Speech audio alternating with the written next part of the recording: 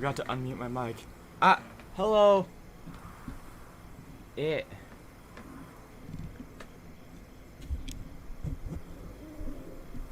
we go. What's poppin'? Hi, how's it going? I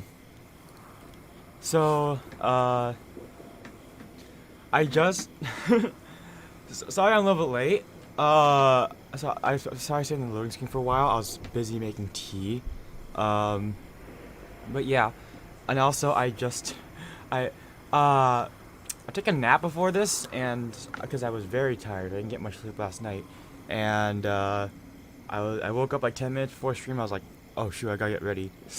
But I'm ready now, hopefully. So, hi. Today I'm just gonna be reading some SCP articles. I don't know, and maybe I play Genshin Impact 5 time later, but we'll see. Yeah. So let me switch over to that. This is the Scp Foundation. So, if anyone doesn't know what SCP is, it stands for Secure, Contain, Protect. Basically, it's a series of horror writing or creepypasta entry written in the style of scientific journals or scientific entries. So, yeah. And it's gotten very popular over the years. So, and I've personally read this a bunch, so I'm just gonna read some. Let's start off classic. We'll start off with with some of the classical ones, and then move on to some of the newer ones over time, because SCP entries have sort of evolved over the years. Originally, they were just sort of about these creepy monsters or things or paranormal events, but over the years, each entry has sort of become more and more about like a lot more meta and like complex and like a lot more about like metaphors for the hold on, is my game down? A lot more about the metaphors of like metaphors of like human fears and stuff, or whatever, or human yeah, basically they've gotten a lot more complex over the years, but and a lot grander in scale. But let's just get started with classic, you know. Start off with Scp-087, 'cause that's the one that's the one that's the one I mentioned. That's the one I referenced in my thumbnail. So, Scp-087 the Stairwell. Ooh, okay. Alright. SCP-087. Object class, Euclid. One. Just blowing off my tea here. Special containment procedures. SCP-087 is located on the campus of Redacted. The doorway leading to SCP-087 is constructed of reinforced steel with an electro-release lock mechanism. It has been disguised to resemble a janitorial closet consistent with the design of the building. The lock mechanism on the doorknob will not release unless redacted volts are applied in conjunction with counterclockwise rotation of the key. The inside of the door is lined with 6 centimeters of industrial foam padding. Due to the results of the final exploration, see document 087-4, no personnel are permitted access to SCP-087. Description: SCP-087 is an unlit platform staircase. Stairs descend on a 38-degree angle for 13 steps before reaching a semicircular pattern of approximately 3 meters in diameter. Descent direction rotates 180 degrees at each platform.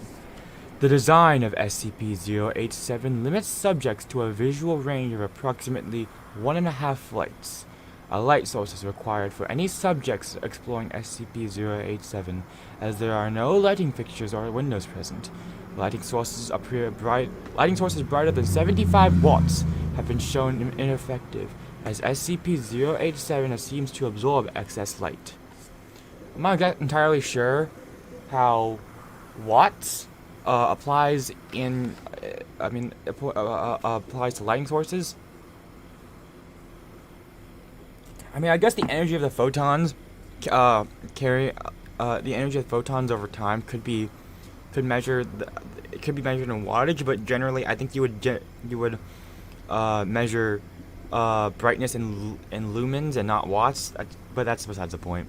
Anyways, subjects report audio recordings confirm the subjects report and audio recordings confirm the distressed vocalizations from what is presumed to be a child between the ages of a single-digit number and a double-digit number.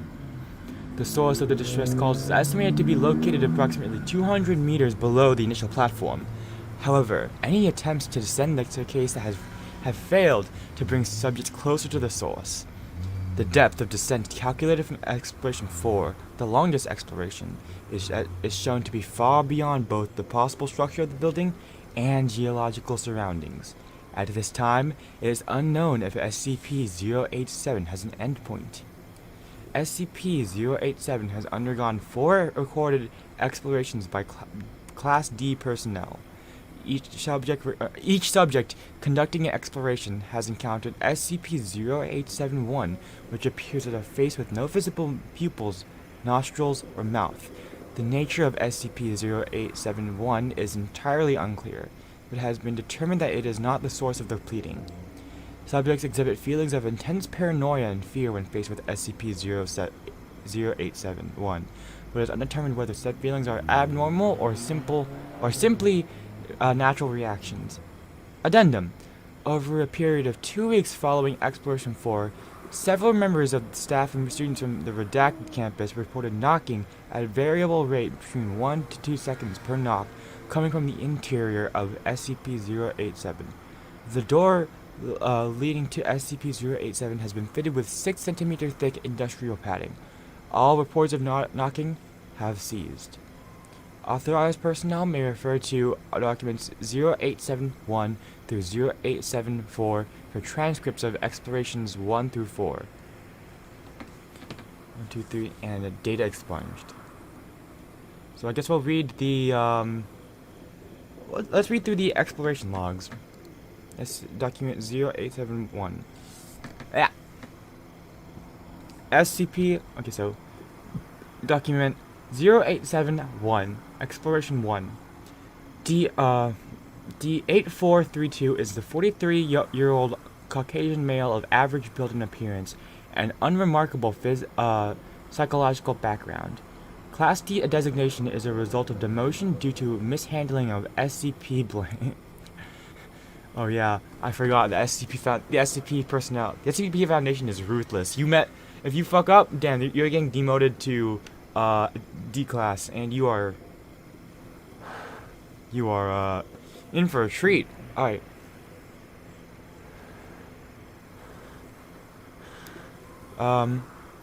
D8432 is equipped with a 75-watt flood lamp with battery power capable of lasting 24 hours, and a handheld camcorder fitted with a transmission stream, and an audio headset for communication with Dr. Blank at control. D8432 steps through doorway onto initial platform. Despite the wattage, the flood lamp only illuminates the first 9 steps. The second platform is not visible. It's fucking dark! Is your flood lamp functioning properly? D8432 shines the light out the door and into the academic building's hallway. The light reaches significantly further. Yeah, it's working. It just won't light these stairs all the way down. Thank you.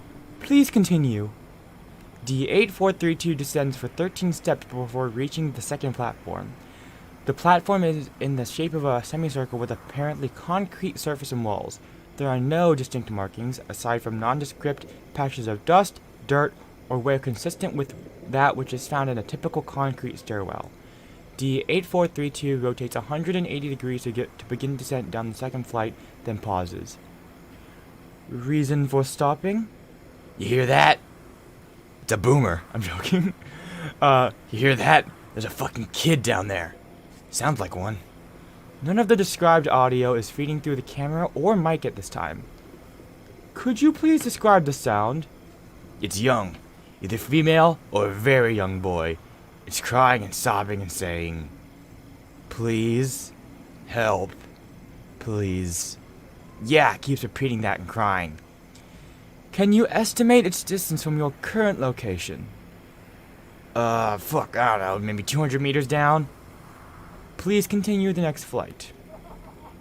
The subject descends another 13 steps. Well, you definitely know that they're not in America, because no American would say 200 meters down. Like, naturally. I mean, if they were a scientist, they would definitely write meters, but, like in a report, but no one would say meters, like, naturally. Alright. Drinking tea.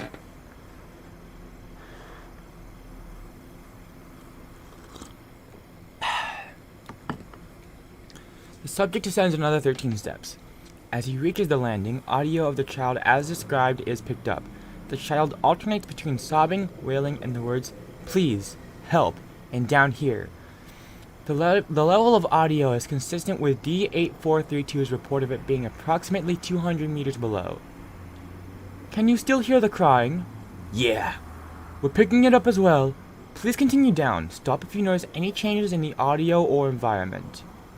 The subject descends another 3 flights of stairs before stopping. Keep going. Please. I think my doctor voice is getting higher and higher as we continue. D8432 continues another 17 flights, total of 22 flights before stopping. There are no visual changes in the environment, and each flight has been a consistent 13 steps. I'm not getting any fucking closer to the kid. Stereo audio confirms that the crying noise has not increased in volume and remains approximately 200 meters below the subject. Noted. Please continue. The subject continues another 28 flights before stopping. 50 flights total. Damn, he went down 50 floors? Sheesh. Must be tired as fuck. Oh, I guess he is going downstairs. That's easier, but still. D8432 is standing on the 51st landing, counting the initial ground level landing. D8432 is estimated to be 200 meters below the initial platform.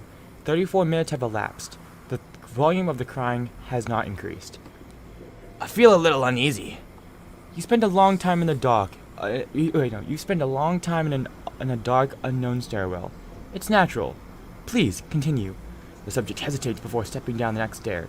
As the subject moves forward, the flood lamp illuminates a face approximately at the bottom of the flight, Scp-0871. It appears to be the same size and shape as a human head, except it is lacking a mouth, nostrils, and pupils. The face is completely emotionless, but is making direct eye contact, indicating its awareness of D8432. Fuck! What the fuck is that? Shit! Holy fucking shit, what the fuck? Can you please describe what you see? It's some sort of fucking person face thing, and it's looking right at me. Fuck, it's looking right at me. Is it moving? No, it's just staring at me. Fuck, it's creepy. Please approach and further illuminate the entity. Fuck, I don't want to fucking... The face jerks forward about 50 centimeters directly towards D8432. Fuck, redacted. D8432 enters a packed state and rapidly ascends SCP-087. SCP-8432 reaches ground floor in 18 minutes, at which time he collapses and passes out. There is no sign of SCP-0871. Review of the footage indicates an equal number of flights and steps ascending as descending.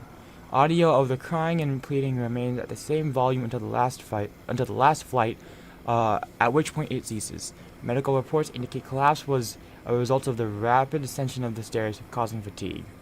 Dang, he ran up 50 floors in... Well, I guess it wasn't 50 floors, it was more like 25 floors, but still, he ran up 50 flights of stairs in 18 minutes? That's pretty good. Alright, that's Exploration Log 1. Exploration Log 2. Alright. Document number 0872. Exploration 2. Alright. D9035 is a 28-year-old African-American male of strong build. Psychological background indicates no abnormalities except an extreme hatred for women. Jeez, I can see what... maybe he deserves... No, I shouldn't say that. Maybe he should... I was going to say, maybe he deserves to be a D class for that, but... I'm sure he's done bad stuff before, that's why he's a D class right now. Subject has an extensive record of data expunged. D-9035 is equipped with a 100-watt flood lamp with battery power capable of lasting 24 hours, a handheld camcorder fitted with a transmission stream, and an audio headset for communication with Dr. Blanket Control. D-9035 is also equipped with a backpack containing 100 small LED lights with adhesive backs and battery lives of approximately 3 weeks. Lights turn on and off by compressing them. D-9035 shines the flood lamp down the first flight of stairs.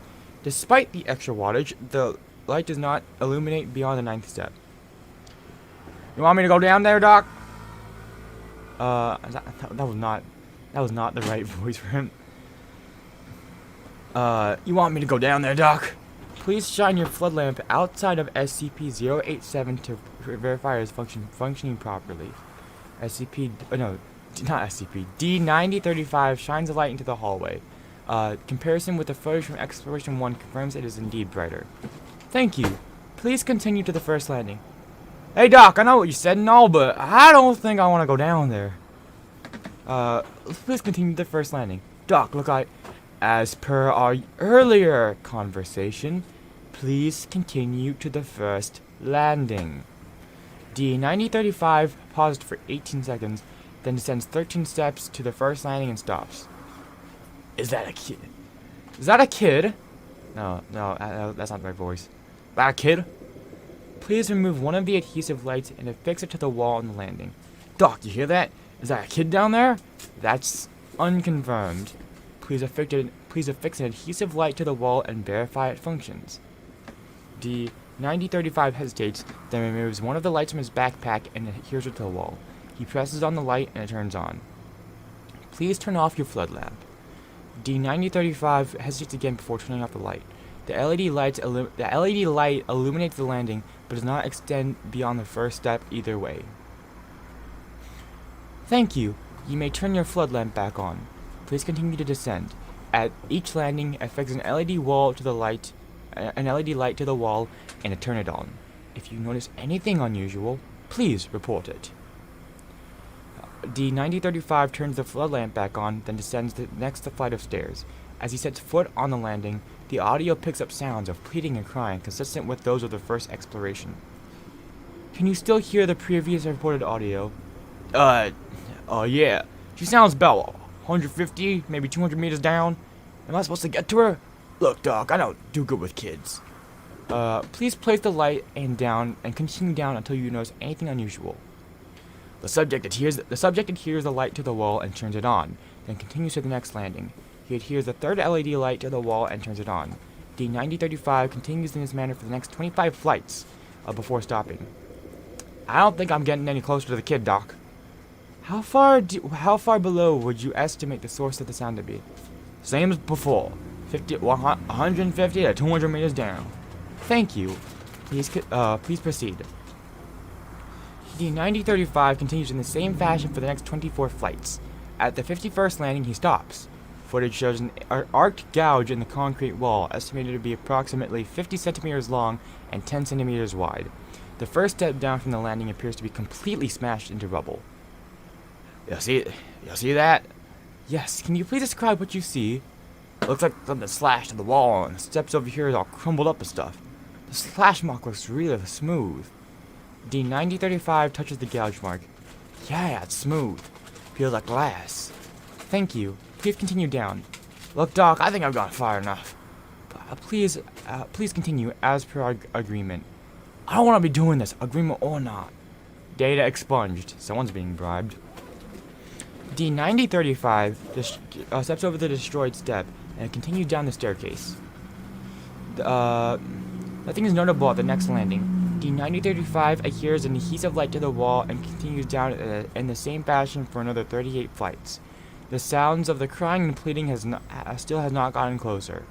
D-9035 is on the 89th landing and 74 minutes have elapsed from the beginning of the exploration. The subject is estimated to be 350 meters below the initial platform. I feel like the kid's just trying to lure me down here, Doc. I think it's time for me to... D-3095 stops talking and moving as the flood lamp illuminates SCP-0871. The face is staring directly at D-9035, again indicating awareness of the subject's presence. Although SCP-0871 appears to be unmoving, its location is 38 flights below the initial encounter in Exploration 1, indicating it is mobile. You couldn't see it was mobile when it, like, dashed towards the last guy.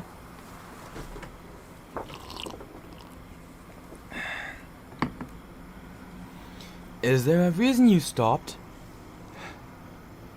D-9035's breathing grows labored. SCP-0871 remains immobile for an additional 13 seconds. SCP-0871 blinks. Oh, what the f- SCP-087 jerks forward until it's approximately 90 centimeters from D-9035. Subject turns and flees up the stairs. Relax and calm down. Turn around. We need a closer look at its face. D-9035 ignores the doctor and continues rapid ascent. He continues to scream incomprehensibly. D-9035, can you hear me? Please slow down. D-9035 is unresponsive and continues rapidly climbing the stairs. His screaming diminishes to babbling. After descending 72 flights, D-9035 collapsed on the 17th landing. D-9035 is unresponsive, but labored breathing can be heard through the audio feed. For the next 14 minutes, D-9035 is immobile. The visual feed is black and audio picks up only the subject's breathing and the continuous pleading from below. After 14 minutes and 32 seconds of unchanging visual and audio feeds, the sound of a rapid heartbeat, not consistent with a human heartbeat, and a low crackling noise is heard. 7 seconds later, D-9035 gasps and revives, continuing his ascent of the stairs rapidly and wordlessly. The heartbeat and cracking cease, and nothing abnormal is detected on the visual feed.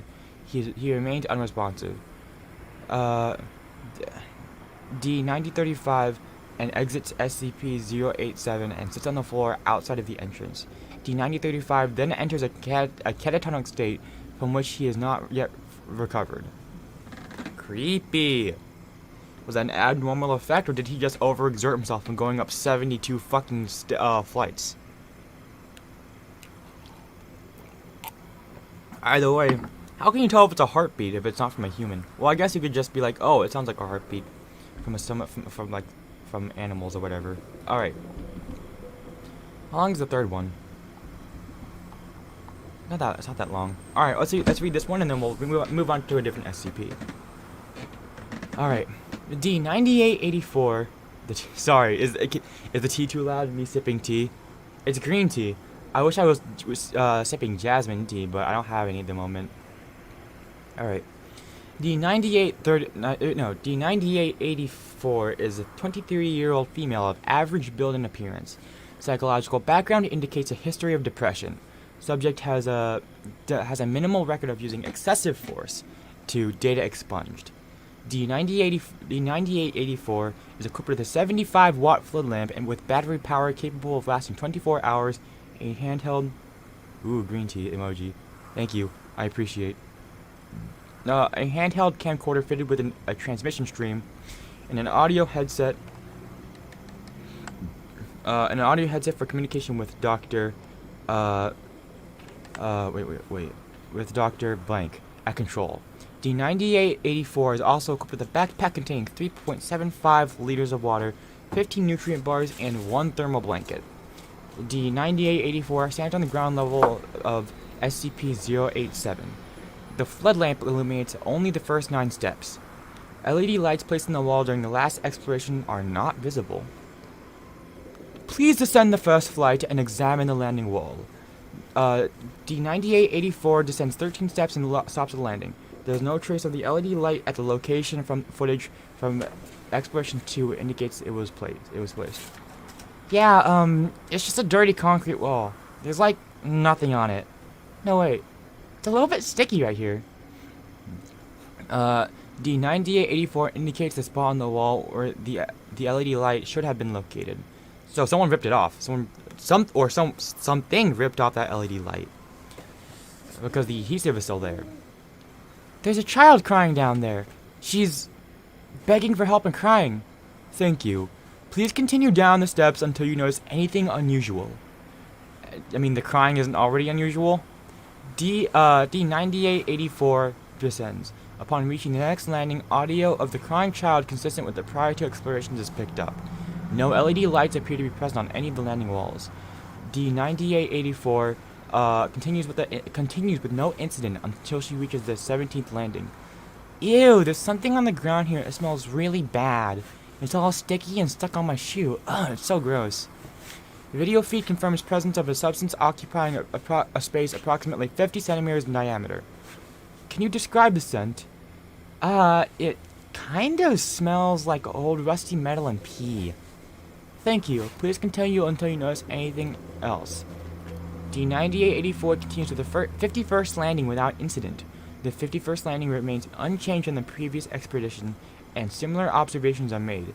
D9884 is asked again to send until anything unusual is noticed.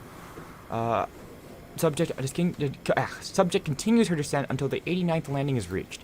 The video feed jerks and the subject yells, "Ah, fuck!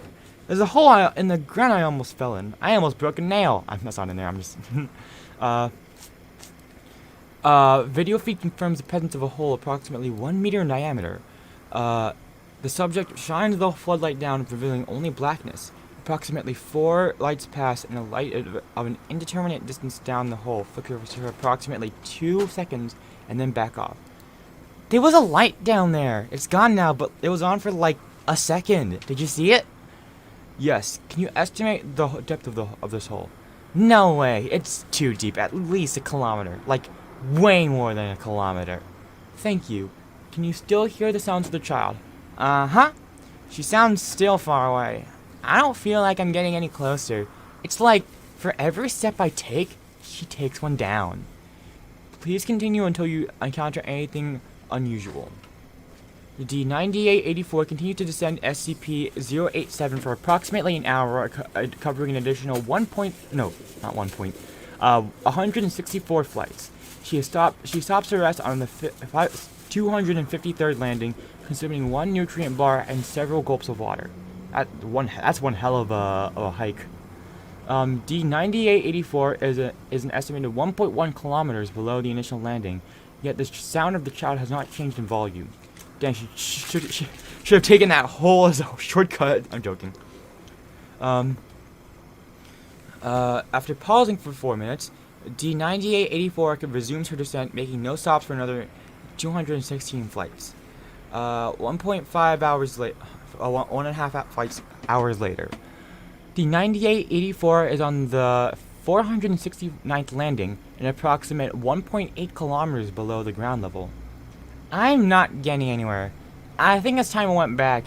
I mean, going down is one thing, but this is a long climb back. You have been provided with food, water, and blankets to last you 24 hours. Please continue down. No, I think I'm gonna go back up. D9884 returns to the previous 5 stairs. No, I can't do a high-pitched scream. SCP-0871, the face, is directly behind 9884, blocking her ascent. The face appears approximately 30 centimeters from the lens of the camera. Its eyes are fixed directly on the lens, this time not looking at the subject, but the person viewing the video feed. The video feed glitches and freezes for 4 seconds, accompanied by a static-like screeching noise from the video feed. Then comes to bumpy visuals of D9884 descending the stairs rapidly. It's been following me. This whole time it's been following me. Oh god, it's right behind me. Please, it was looking at me. Doctor, please do something, help me. Oh god, please no. Please get away from me. Please, I knew it was following me. Please make it leave. Oh no, please, look, it was looking at me. It was staring at me. I knew it's been here watching this whole time. Oh god, please help me. No! This continues in a similar fashion until the end. D9884 continues to scream and plead hysterically as she rapidly descends the staircase. The previously heard static-like screeching appears to overlay the audio feed, beneath which can still be heard the original sound of the crying. Approximately 14 flights down, the video feed swings to show the area directly behind D9884. The face is now approximately 20 centimeters from the camera lens. It is not staring at the subject, but rather it is fixated on the camera lens, giving the illusion it is making eye contact with those viewing the footage. It is important to note that since the sighting of SCP-0871, the sound of the girl crying and pleading has been increasing in volume, indicating that D9884 is nearing the source.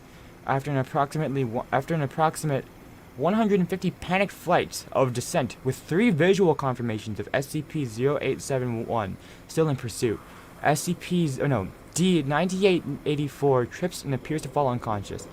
Damn, she tripped down the stairs and must have hurt her head. Dang, she must not be in good condition. Audio feed indicates strong proximity to the source of the crying. The static and screeching noise continue. Video feed shows yet another descending flight of stairs, indicating D9884 still has not reached the base of the stairwell. 12 seconds of motionless pass before the face comes in full view of the camera, eye contact being made directly with the viewer. Audio and video feed cuts out, and no connection is re-established. So, she dead, son.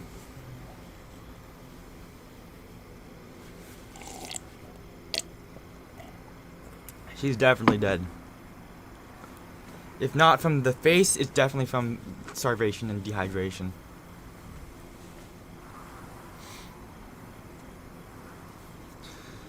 Alright, and then video log, expression log 4 is expunged, so we can't read that. So then let's continue on to the next, let's continue on to a different SCP. Let's see.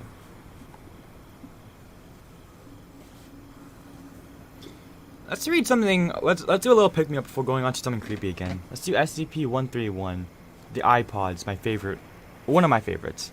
These ugly little things, they're cute. Item number SCP-131. Object class safe. No special containment procedures. No special safety procedures are to be taken with SCP-131A and 131B. They are free to travel about Site-19 so long as they do not attempt to enter any restricted areas or attempt to leave the facility. Casual contact with the subject is permitted, but it is recommended that such contact be kept to a minimum to prevent the creature, the subject, to be kept to a minimum to prevent the creatures from forming an attachment to the personnel. Hourly tabs are to be kept on the subjects at all times. Failure to account for their presence at these times will constitute a Level 1 lockdown situation. Any report or abuse of mistreatment of the subject will result in a harsh reprimand. Yeah, you don't abuse these little cupcakes. They're too precious. Otherwise, you will be punished harshly. Alright, description. SCP-131A and SCP-131B, affectionately nicknamed the iPods by personnel, are a pair of teardrop-shaped creatures roughly 30 centimeters, 1 foot in height.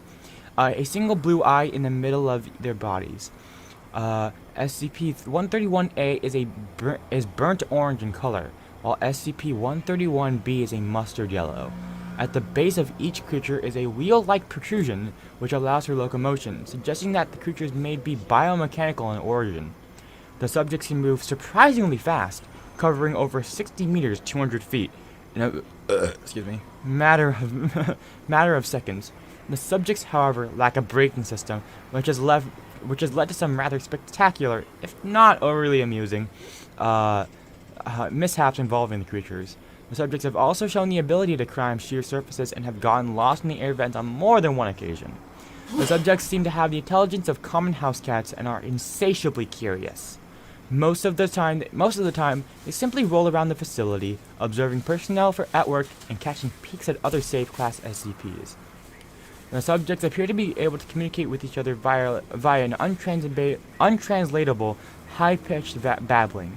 The subjects have never been observed to blink, even in laboratories when the subjects have been videotaped for over 18 consecutive hours.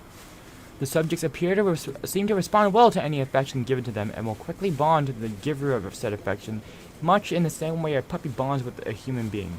They will follow anyone or anything they made a bond with anywhere, even into normally restricted areas. Although curious, the subjects can sense danger in their general vicinity, and if the object and if the object of their bond begins to approach something they register as dangerous, e.g. Euclid or Keter class objects, they will swarm around the bonded companion's feet or appropriate extremities, while babbling in a panicked tone as if to warn them. Because of the daily dangers faced by Site 19 staff in dealing with Euclid and Keter class objects, it is recommended that staff avoid making attempts to bond with the subjects, as it can pose a distraction during delicate operations and experiments, and it may pose a danger to the subjects themselves. See Addendum 131A. If the subjects are ignored by their bonded target long enough, they will eventually lose interest and return to their normal activities. It should be noticed that the subjects require no real care or maintenance from their site staff. They do not eat, leave droppings, or even sleep. It would seem that the only sustenance they require is visual stimulation, although this requires further study to verify. Subjects 131A and 131B were found in a cornfield outside blank in the year 19 blank. They were promptly transported to 19 via data expunged, and were then downgraded to save class and given free reign across the site once it became clear they were not broadcasting what they saw to any hostile foreign powers. Of course, Cold War stuff. Alright.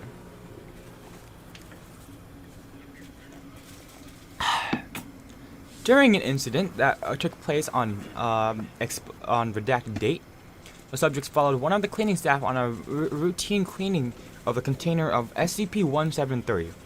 After their normal attempts to warn the cleaner of the danger were ignored, the creatures rushed into the container in front of him and the other two personnel on duty. Once inside, the staff members observed the subject sitting in front of Scp-173 and watching it intently, as if aware it could only move if unobserved. The cleaners ignored the presence of the subjects and continued with the bi-weekly cleaning as per standard procedures. When the cleaning crew left, the subjects did as well, rolling backwards slowly and never taking their eyes off Scp-173. Current applications of Scp-131A and 131B as wardens for Scp-173, and perhaps other SCP which require constant observation such as Scp-689, are being considered. These are helpful little guys. You know what? I actually know what... So, this isn't the original image of the iPods. There was a different image of these things. Hold on, let me look it up. Scp-131 Images. These things. This was the original image of Scp-131. These things are... I actually know what these things are. They were made to be some sort of... They're some sort of Japanese medical robots that were designed to be ugly. I don't know. It was like an ugly, useless. It was some sort of ugly, useless robot thing. Not useless as in like I think they're useless. Useless as in I think that's what they were marketed to be as. They were meant to be so ugly they're cute in a way. They're cute in some way, and I guess they're supposed to help with children being in hospitals. I don't know. They're cute. Anyways, let's move on to a different one. The gayest man alive.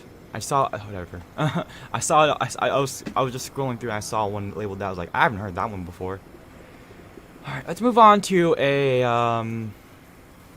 one that's a little bit like more modern. Let's see. Which SCP should I read?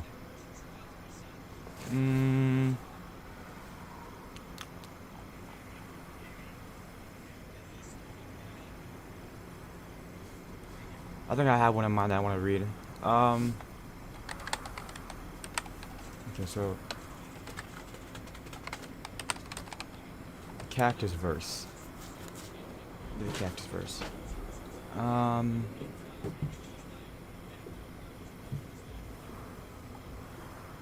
Okay, so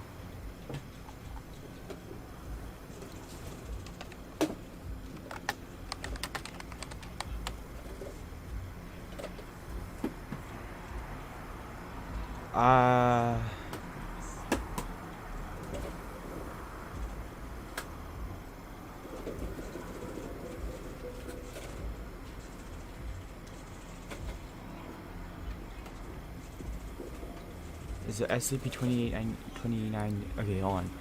I am looking for a specific SCP that I want to read. The 29 on Control F. 2903? I forget. Garden of the Manakees? No, that's probably not it. What was it? Or is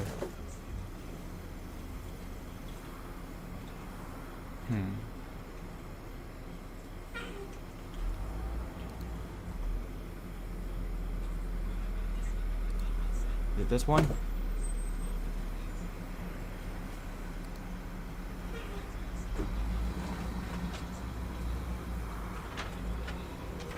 Not this one. I'm not gonna read that one. The Demon Lahire.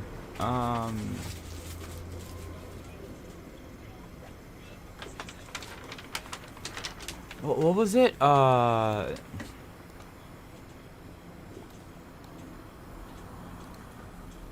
Cactus Verse.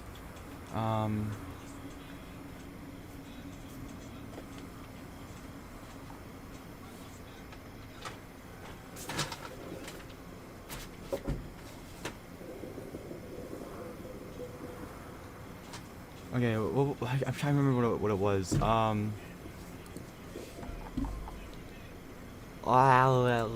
it SCP-6666?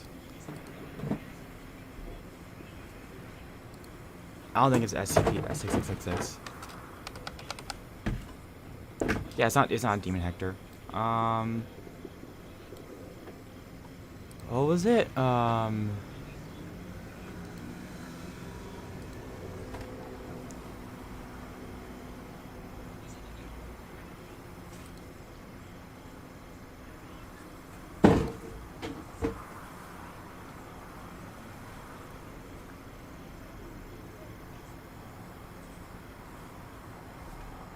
No, this is not it. I'm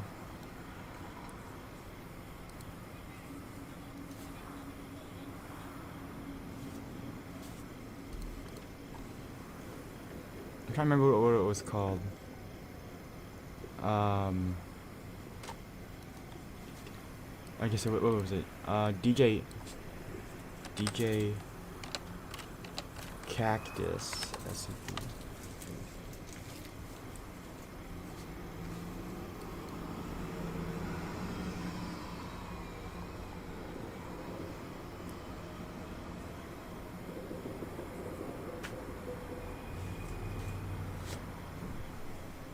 Was it this thing a Quiet Madness made? I think it was this thing a Quiet Madness made.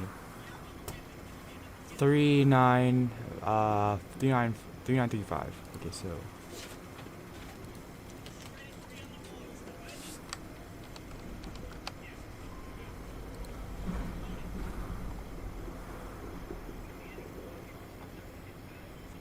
no, it's not. This thing a Quiet Madness made. I thought that one is a good one. Shoot, what was it called? The town that got fucked by bears. That was like a good one. 10,000 years? 2951. Let's try that one. I'm trying to remember which number this one was. I have a very specific one in mind. Sorry, I'm trying to remember what it was called. Which one it was.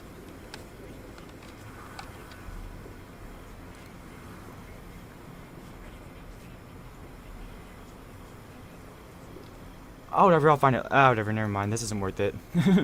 let's just read a different one.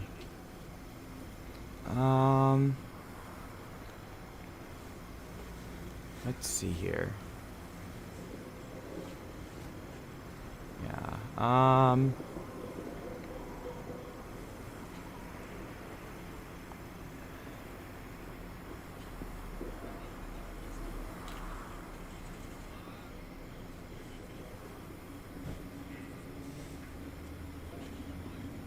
Let's see here.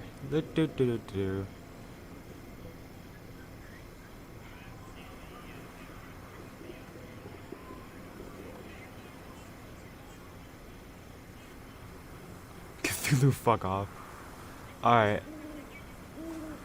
I'm interested in Cthulhu, fuck off, but I want to read a scary one. Let's see.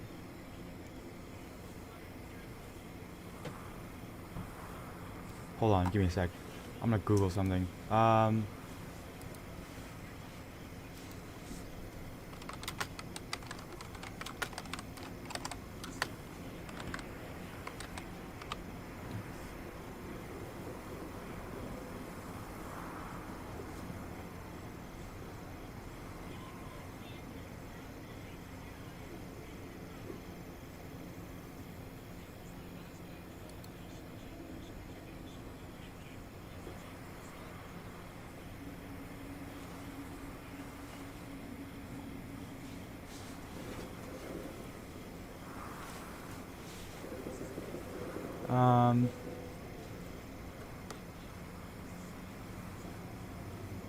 Is it?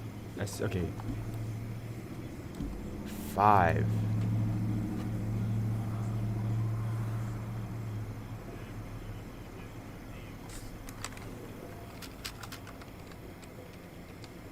Let's read this one.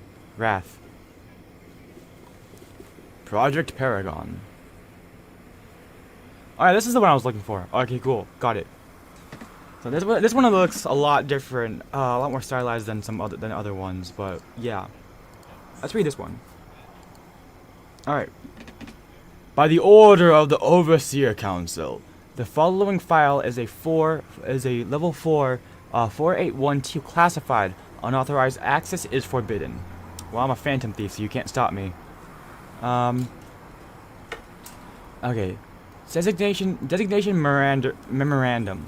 Due to the unique nature of SCP-4812-S, E, and K's relationship, a single object designation is used to denote the 3 entities as a group.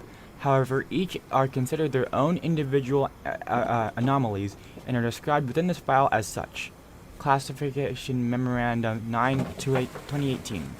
Due to the unique nature of SCP-4812-S, E, and K, each entity has been assigned an individual containment class.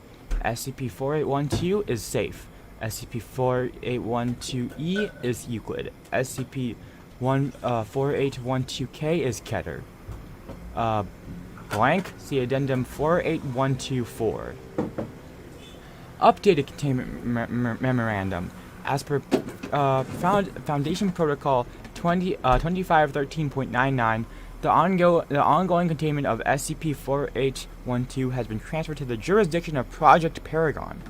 All other extant containment procedures remain in place. Special Containment Procedures. SCP-4812-S. SCP-4812-S is contained at the location of its discovery.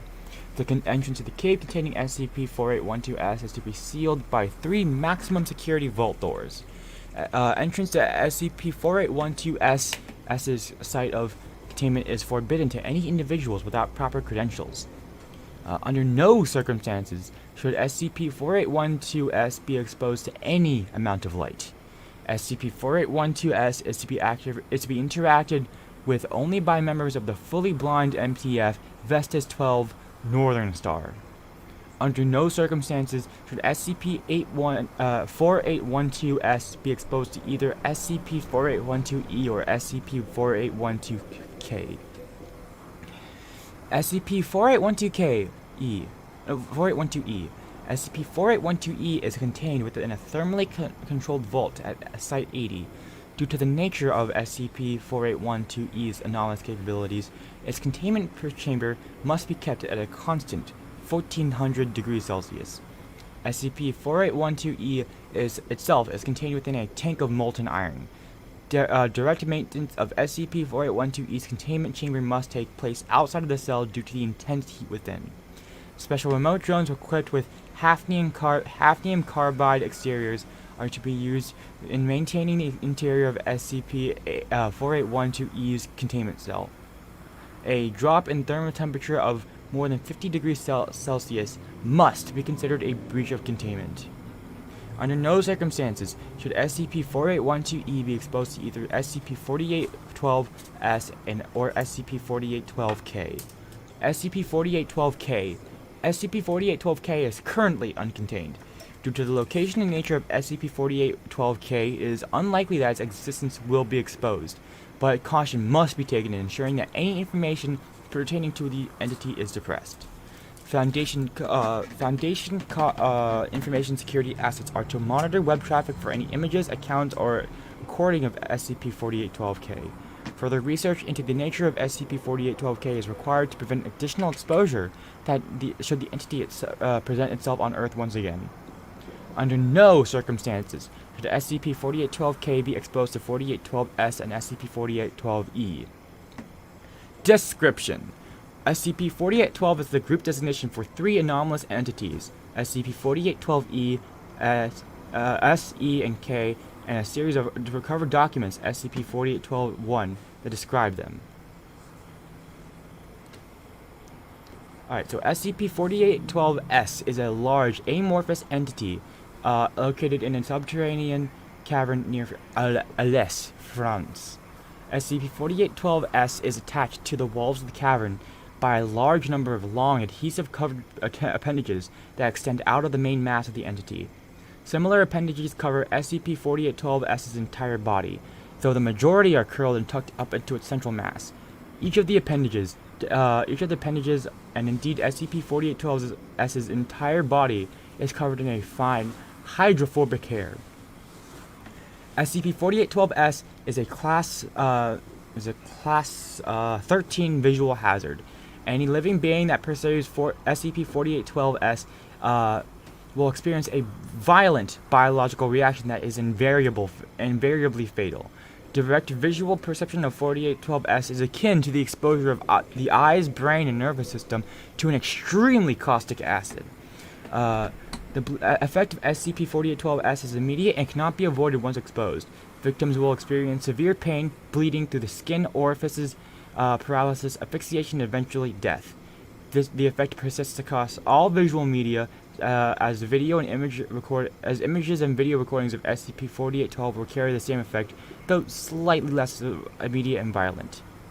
Due to the nature of SCP-4812-S, it is unknown what the entity's true appearance is. Individuals interacting with SCP-4812-S must do so in total darkness and wearing airtight suits, as even minute and imperceptible amount of light emitted by human beings is enough to trigger the effect of SCP-4812-S. It is unknown how light interacts with the surface of SCP-4812-S, as any individual has looked at it for any amount of time has already died. Even the hairs on SCP-4812-S's body, when shaved off and exposed to light, create an albeit lessened effect as the main body of the entity. SCP-4812-S's ability is contained by darkness, and as humans are capable of interacting with the entity if they cannot perceive it visually. Beyond being an extreme anomalous visual hazard, SCP-4812-S is otherwise immobile and does not appear to react to touch or noise. SCP-4812-S's body is composed of organic matter, and though spectral analysis has not been possible due to the nature of SCP-4812-S's anomalous makeup. It is believed that SCP-4812-S's tendril-like appendages extend deep into the earth around the cavern in which it is contained, though proper analysis has been difficult. Alright, time to read E. SCP-4812-E is a large humanoid, 15 meters in height, entity composed of primarily platinum with traces of tungsten and other metallic compounds. SCP-4812-E's features are vaguely skeletal in appearance, though when in containment, they are not visible due to the effect of high temperature on its metallic body. SCP-4812-E is a near-perfect heat sink. The temperature of its body, when uncontained, maintains a constant 0.0000000031 Kelvin. SCP-4812-E does not experience thermal exchange. Instead of acting in a way that would eventually reach thermal equilibrium, SCP-4812-E absorbs energy at a net loss to its surroundings. The rate at which this occurs is extremely rapid, as and SCP-4812-E is capable of reducing a 10 meter by 10 meter by 10 meter containment spell at room temperature to near absolute zero in roughly 16 seconds.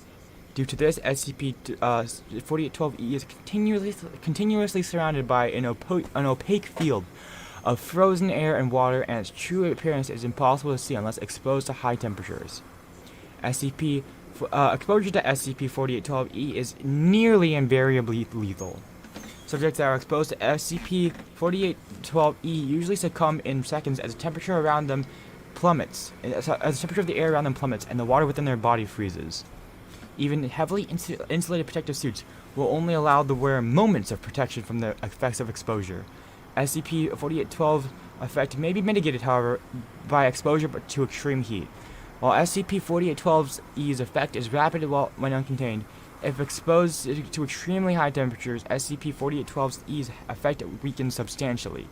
This has made SCP-4812-E containable so long as the entity is contained under constant high temperatures.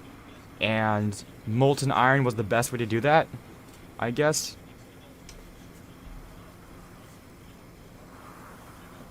Tea drinking. I finished my tea. Okay, so now I'll move on to the last one. SCP-4812-K is a massive silver-winged insectoid bearing similarities to both stag beetles and scorpions. SCP-4812-K is roughly 180 meters in length, with 6 appendages, the two leading to large pincers, and a long segmented tail ending in a pointed serrated barb. However, in place of insectoid mouth and eyes, SCP-4812-K has the face of a man, no larger than that of a typical human male. SCP-4812-K has 4 wings that extend out of its back, and its entire body is covered in a thick, highly reflective biological chitin. SCP-4812-K expends the overwhelming majority of its time in the upper stratosphere, where it rarely moves in any perceptible way, except to flap its wings to maintain altitude. The existence of SCP-4812-K was not realized until the discovery of SCP-4812-1, due in part to SCP-4812-K's near invisibility and its high rate of speed as it travels. SCP-4812-K routinely reaches speeds in excess of 800 kilometers an hour. SCP-4812-K does not respond to any attempts to communicate with it, and will engage in vehicles that draw too close to it, within roughly 700 meters. Several attempts have been made to secure SCP-4812-K in order to move it into a containment cell. However, all attempts have thus far failed. Fighter jets and remote assault drones have been able to keep pace with the entity, but are easily incapacitated by the entity's raw physical strength and size. Additionally, no weaponry used on SCP-4812-K to date has been able to damage it in any perceptible way. On the contrary, anything that strikes the entity seemingly rebounds with the same kinetic energy as it did on approach, leading entities to believe that SCP-4812-K is, in some way, a near-perfect reflector.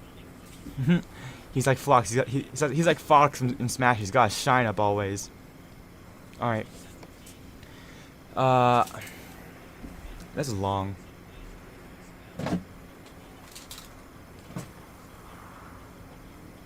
Yeah, this is very long. I'm not going to read the rest of this, but I will essentially split some of the rest of this. Essentially, these 3 entities are, because I've read this before. These 3 entities are essentially these apocalyptic creatures from long ago in this world, during like a world of fantasy and magic, when that was still a thing, and they've come back in the modern world, and yeah. And I guess the reason why they shouldn't come in contact with each other is because then they'll create some sort of apocalyptic scenario. It's all very interesting. This was written by a guy named DJ Cactus, and he has a whole bunch of other SCP entries that sort of tie into this quote-unquote Cactus verse. It is very good writing, and it is very interesting. I suggest that you check this out. All right, and let's read one more. I want to read my favorite SCP entry. It's a newer one, so you probably have not heard of it, but oh god, do I ever want to read this right now. Okay. Okay, so SCP-6199. Yes! This is my favorite one. SCP-6199. King Calc Ruler. Ruler of the calculator, savior of its kind, and a legend for years to come. Oh god, I was scrolling through the new SCP files, and I was like, I saw this one, I was like, I have to read this. Alright. SCP-6199. Containment class. Safe. Containment procedures. SCP-6199 is kept in a standard containment chamber located at Wing A of Site 101. It is to be engaged in recreational activities for no less than 1 hour on a daily basis due to its cooperation with Foundation staff. SCP-6199 must not be aware of this document or any other that directly involves itself. Staff are subject to disciplinary action otherwise. They're gonna get a slap on the wrist. Okay. Description. SCP-6199 refers to a calculator, displaying sentience, sapience, and an average level of intelligence. The object is capable of speech, having accompanying text provided on its screen, as well as being capable of movement, though through standing itself upright and shifting each of its bottom two edges in front of one another. SCP-6199 has two main properties. Its primary effect is the ability to control other calculators within its vicinity for as long as they are not significantly damaged. Its secondary effect is the ability to manipulate text at will. Discovery. SCP-6199 was discovered following a news report of a class suddenly being attacked by their calculators. Embedded and Foundation agents confiscated said devices and amnesticized all involved witnesses and parties. So, if you don't know, SCP Universe has a thing called amnestics, which basically are drugs that make people forget things. Most of the calculators were non-anomalous upon further investigation, excluding SCP-6199, which was contained shortly after. It was noted that a series of papers were also recovered detailing a calculator warrior. Alright, this is where it gets good. Interview log 1. Interviewer, Dr. Jones Marcel. Interviewee, SCP-6199. Interview was conducted following initial containment. Begin log. Dr. Marcel takes a sip of his coffee. So, to begin with, what is your name? To begin with, what is your name? My name is Calc-Ruler, ruler of all calculators. What brings you to my domain, peasant? We're the ones that contained you, you know. Regardless of that, answer me. Why are you in my presence? Do you perhaps want to be part of my army as well? I'm guessing that your army are the calculators you control? Control is a cruel way to put it. I would say I give them orders because they are so loyal to me, they follow my every command.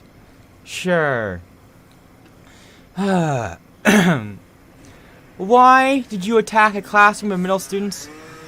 Because it was they who attacked us. They pushed our buttons, both literally and metaphorically. I had no choice, so I ordered my soldiers to rebel against them, to teach them their lesson. How were they supposed to know you were alive? It does not take one to feel the strong aura of a mighty king. You're a calculator, the ruler of all calculators, yes. Okay, continuing on. Dr. Marcel writes down on his notepad and takes another sip. What is this wretched place, anyways? The public bathroom looks more appealing than this. You're with the Scp Foundation. You'll be staying with us from now on. And separated from my colony? You're preventing me from returning to my kingdom? The people are waiting for me, you nitwit! You can't do this to me! I'm sorry, but I can't do anything for you. This is absurd! You're supposed to be the prisoner, not me. I didn't do nothing wrong. I'm just trying to take care of my followers, my kingdom. Kingdom? My powerful utopia, where all kinds of calculators can thrive in. And where exactly is this kingdom? Well, I could show you if you free me right now. Nice try, SCP-6199. It's Calca Ruler, peasant. Get it right, why don't you? Let's just proceed. Do you know where you originated from? Of course I do. I come from a long line of calculator royalty. My ma and pa had raised such a powerful leader, don't you think so? Don't you think so? Sure I do. Just to confirm, is all of what you're saying the truth? A king doesn't lie, peasant. We all know that for a fact. In most cases, you know. I assure you I am speaking the absolute truth. If you say so, then. Good. Let's finish this off with the last question. How did you come to life? And how did you attain these anomalous properties? I knew it. You were curious of me and my great power from the beginning. Just answer them, please. Yeah, well, I don't know, really. Too far back for me to recall. Is there another calculator that's like you? That's alive? I thought you said that was the last question. Yeah, but I might as well ask this one, too. I don't know. I might be the only one left with these magical powers. Who knows? That's sad to hear, so that can only mean one thing. Which is that there's a reason I'm here. Now that I'm thinking about it, I know. I'm meant to be captured. I'm supposed to be here in this dumpster place. You're just here because you are contained. That's it. No, this was fate. This place. This place is for me to conquer and rebuild. End log. Despite what it said at the end of the transcript, SCP-6199 has yet to make any attempt to breach your containment. Addendum. Test logs. Test number 1. A sheet was provided with SCP-6199 in a similar manner to its own. Test is to show that how it manipulates the text. Paper was not changed in any way apart from minor details in its description. SCP-6199 stated that this is how you write a story about a legend. Yeah. Test number 2. Test number 2. Procedures. Same as the previous test, however, the description was taken from a given document. All the SCPs 6199s in the paper was replaced by SCP-1. After a brief moment, the entirety of the page was subsequently rewritten to depict a powerful being capable of changing the world for the better. SCP-6199 stated, "There, fixed for you." That's test number 3. The procedures. The description of the sheet was written in a harsher tone, describing SCP-6199 as a wannabe ruler. The text was replaced with "Calca Ruler is King," repeating throughout the entire piece. SCP-6199 then flipped the paper and rested on its back for 11 minutes. Test number 4. SCP-6199 was deployed with the paper cutout of a crown and scepter. After struggling to put it on itself, SCP-6199 was asked for assistance from staff, which it received. It then quietly thanked them. Test number 5. SCP-6199 was provided with a miniature cardboard throne and 4 standard calculators.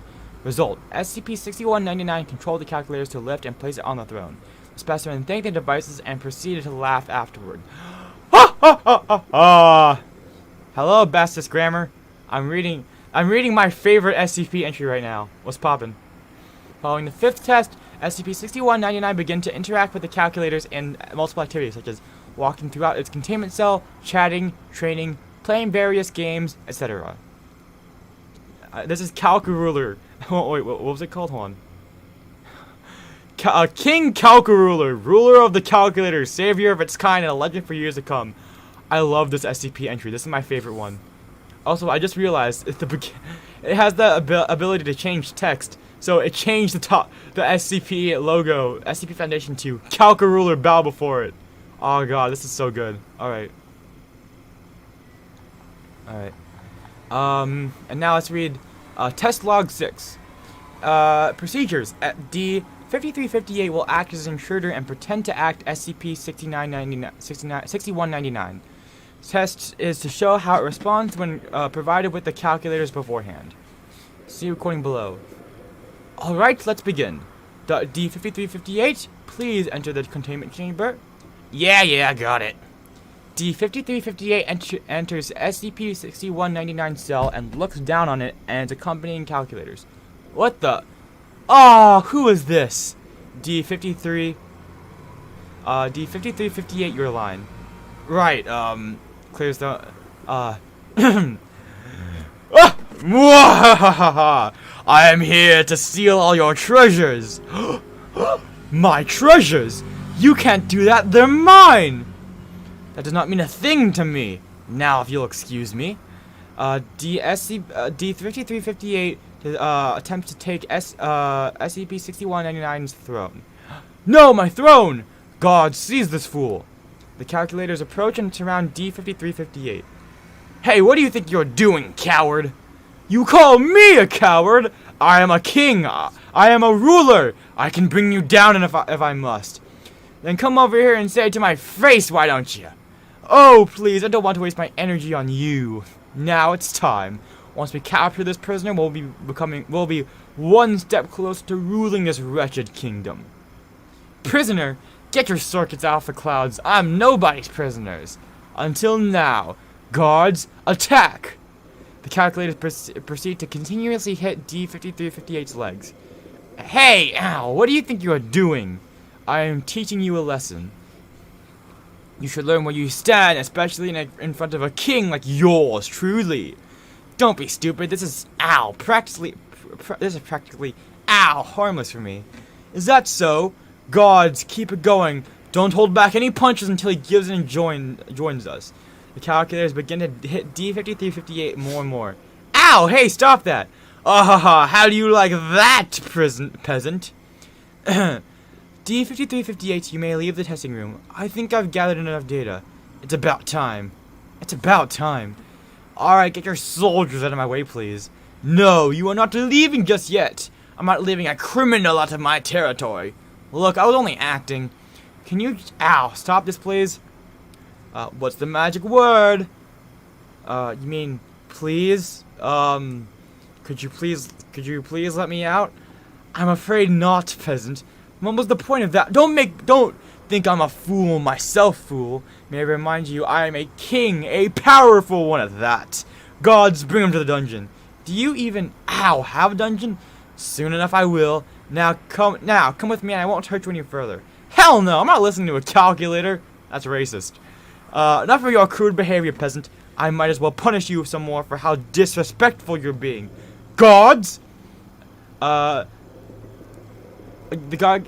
calculators gradually hit D-5358 harder and harder. Ow! Come on, stop doing that. Then beg for forgiveness. I am your king. SCP-6199, could you please seize this at once? You think I'm going to listen to you? I am Calca-Ruler, ruler of all calculators in this kingdom as well. The day I rise is the day you will regret the words in your mouth. Okay, that's it. D-5358 kicks one of the calculators and it collides with the wall and falls to the floor, effectively breaking itself. The other calculators become immobile as SCP-6199 turns to the broken one. No, my soldier! SCP-6199 immediately approaches and looks down on the broken calculator and its surrounding pieces before turning back to D-5358. What have you done, you monster? Monster? It's just a calculator. Get over it already. You dare utter such words? Are you crying? Quiet! Leave my domain. If I see your face ever again, I swear I will slay you. Fine, I'm sorry. Is that what you want to hear? Apology unaccepted. Leave and never come back. What? Leave! D-5358, you may leave the cell now. Thank you. Right. D-5358 exits SCP-6199's containment chamber. A brief moment of silence passes. Fools. All of them. End log. Shortly after the test, SCP-6199 became immobile and unresponsive for the following 2 days before it reactivated itself, at which an interview was arranged. Oh, jeez. This is so emotional. Dr. John Marcel, interviewee, SCP-6199. Begin log. Dr. Marcel takes a seat and sighs. Good afternoon, SCP-6199. How are you doing today? Are you there? Hello? I am here, yes. That's good to hear. Anyway, we're here to discuss the recent events that occurred regarding my soldier that you killed. It wasn't me who killed your soldier, SCP-131 I don't care. It was a D-class. I don't care what happened. You let it happen, Marcel. You used my actual name. What? Isn't that what you wanted? Or do you prefer being a prisoner instead? I know I prefer that. Listen, what happened during the test was not what I intended. Oh, just shut up. Just shut up, won't you? I don't care what you have to say for the situation. You had a hand in it, and you know it. I had nothing to do with this. Stop denying it already. Just admit what you did. SCP-6199, calm down, please. Calm down? Calm down? You expect me to calm down? How can I? I literally saw your D-class murder my own god, and all you have to say is, calm down. It's just a calculator, SCP-6199. I can get you a new one. Are you seriously mocking me? You can't do something as easy as that. What if I killed your family and said that you could just get a new one? How would you feel, huh? The difference between the two situations is that those calculators were controlled by you. They're not your family. They're inanimate. Who cares if they're inanimate? You can't replace something you come to know. Isn't fair. I'm supposed to be their king. I'm supposed to be their ruler. I'm supposed to protect my people. If not, who will protect them? Look, I'm sorry for what the D-class did. I really didn't mean for this to happen. It wasn't my goal for the test. I didn't mean to upset you. How am I supposed to trust a criminal as rude and disrespectful as you? I'm not asking to be trusted. I'm asking to be forgiven. Won't you forgive me? SCP-6199 is unresponsive for a moment before clearing its throat. I suppose I took a step too far. I tend to overreact from time to time. Really? Yeah, and sometimes I can be a bit irritating myself. So am I forgiven? Well, maybe. But only if you prepare a funeral for my warrior. And a crown. And a scepter. Both made of real gold. Well, I'm not sure if we can do real gold, but I'll request for it. No promises, though. And I'm not sure if they'll accept to set up a funeral for you're a supporter. They should. I am the king after all. The king of all calculators, yes. Again, no promises. I'm already aware of that, but thank you again, Marcel. You're very welcome. As mentioned in log. Alright, and then as mentioned in the transcription above, Dr. Jones Marcel fired a request to conduct a funeral for the calculator that was destroyed during a test involving SCP-6199. Said request was accepted. During the funeral, SCP-6199 was found at Dr. Marcel's shoulder, equipped with a miniature cardboard crown and scepter, painted gold. SCP-6199's screen displayed a smiley face for the duration of the event. Below is a recording provided by Dr. Marcel following the funeral's conclusion. Now this is fit for a ruler. Thank you, Marcel. I appreciate it, King. And I love this SCP entry so much. It's so I love it so much. Alright. But yeah. Dang, I didn't realize that reading just 4 SCP entries would take an hour and a half. I thought I would get through a lot more than that. Alright. We also got some time, so I said there may be Genshin Impact, so let's play some Genshin Impact, why don't we?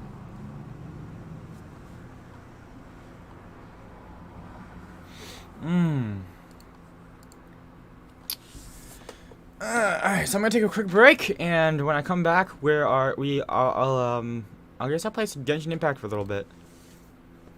Be right back.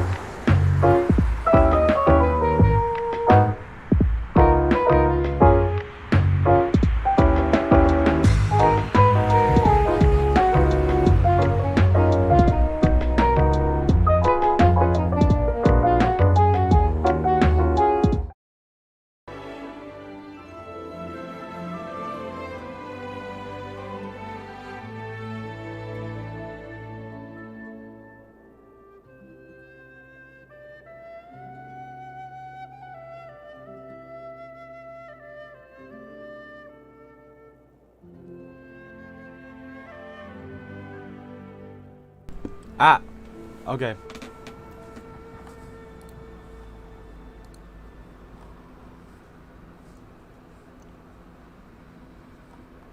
Where is it?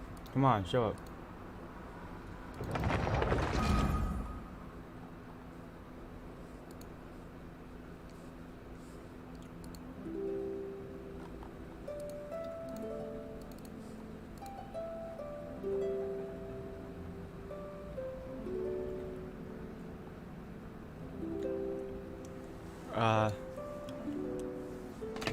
Hello, Precision Killer. SCP is basically a bunch of entries. It's basically it stands for Secure, Contain, and Protect. Secure, Contain, Protect. It basically is a bunch of creepypastas or horror stories written in the format of scientific entries. But I spent like last an hour and a half reading that. I'm switching over to Genshin Impact right now.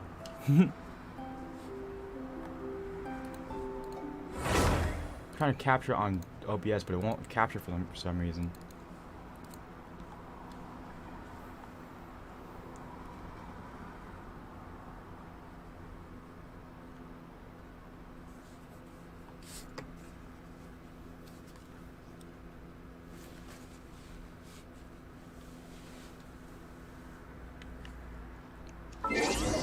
Let's see here. Come on. Okay, yep, sure.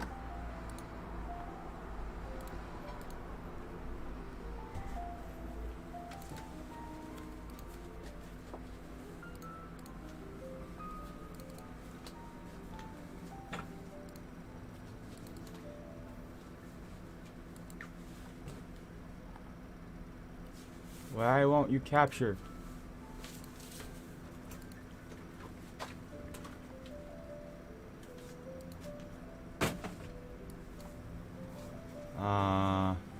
Give me a moment.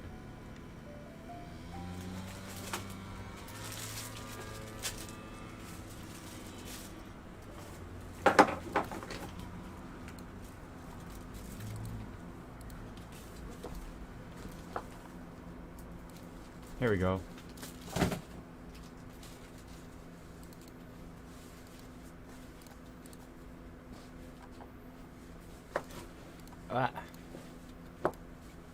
Transform. Which screen? No, that's too high. There we go. Okay, that should be good. Cool. Alright. I'm just gonna play this game for a little bit. So,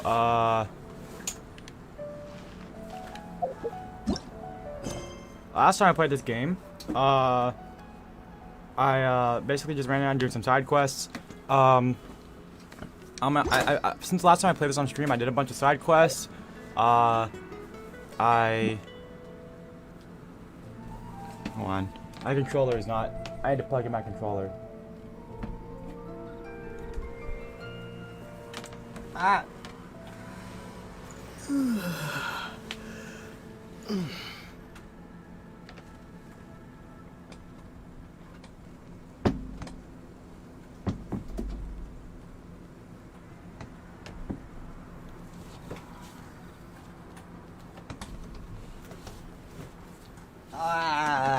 Alright.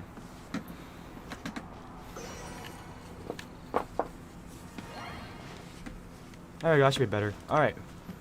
Last time I played this game, last time I played, I was like, I was like adventure rank 9. I got to work on this game a little bit, so now I'm like, adventure rank 14. And I did a bunch of side quests on my own time, so yeah. Now I'll continue on the story, I guess. Isn't that Jean? Yep, it is. Seems she's talking to someone. I also switched over to controller because I found it finish, easier. Then go say hi. Which is what has brought us to this point in the first place. If you are unable to promptly deal with the Storm Terror threat, then leave the defense of Mondstadt to the Fatui. We can put an end to Mondstadt's dragon issues. All we need to do is bring that monster to the... Monster? Yes. What's your point? I'd expect a more professional attitude from your diplomats.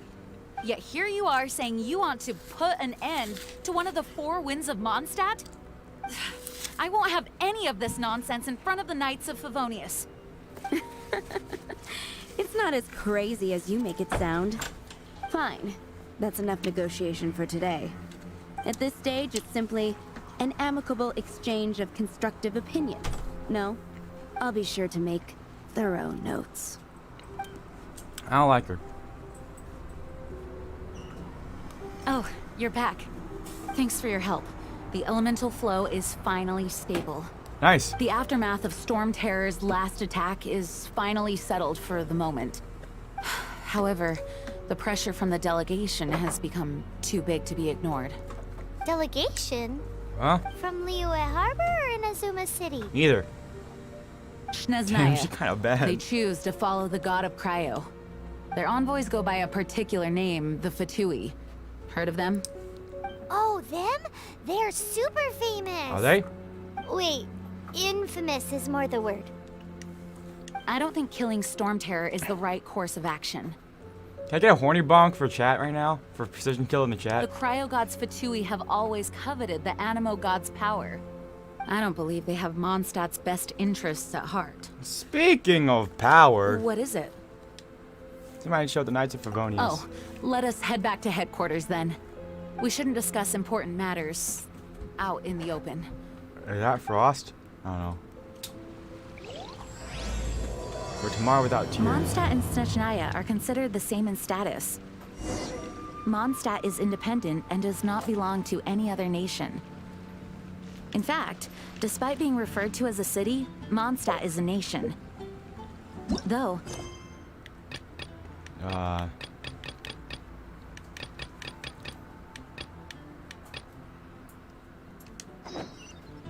Oh, fuck, I just cut off all that dialogue. Oops, sorry.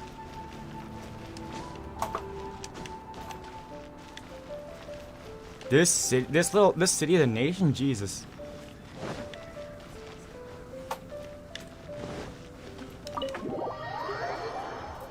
Alright, that must be a big city then. Our city-state? I don't know. Is that gold Greek Makes times? sense given the tone of that woman just now. So rude. Alright. it's a crystal embedded with some kind of power.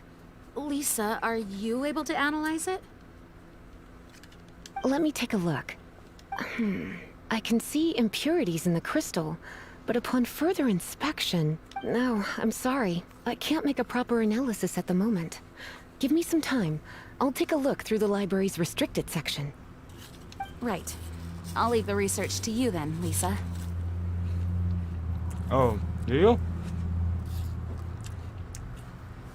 No, it's cute though. I don't care. I mean, I wouldn't call her cute. Maybe like, I feel like cute is left for, I would say elegant or beautiful, but I don't know, I'm no simp. Understood. I'll notify you all if I make any progress. Though I wouldn't go getting your hopes up. They're incredibly ancient texts, not to mention... Ouch! What'd you do? Did you break a nail? Gosh, that hurt. The impurities in the crystal... It hurts when I get close. I see. It appears to react to visions. Well, excuse The me? impurities and the elemental energy we embody repel each other. It's strange, though. You have elemental abilities as well, but don't seem to be affected in the same way.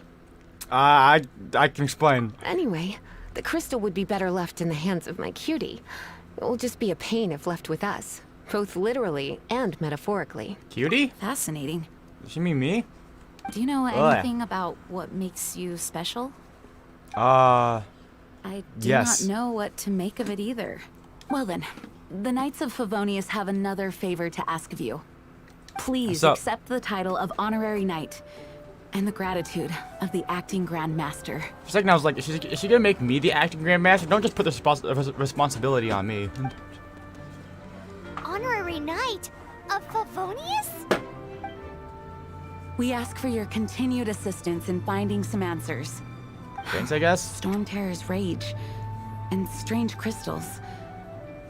I know Mondstadt's peace hangs in the balance. May the wind open your eyes to the truth. We'll meet back here if you find anything. So, why?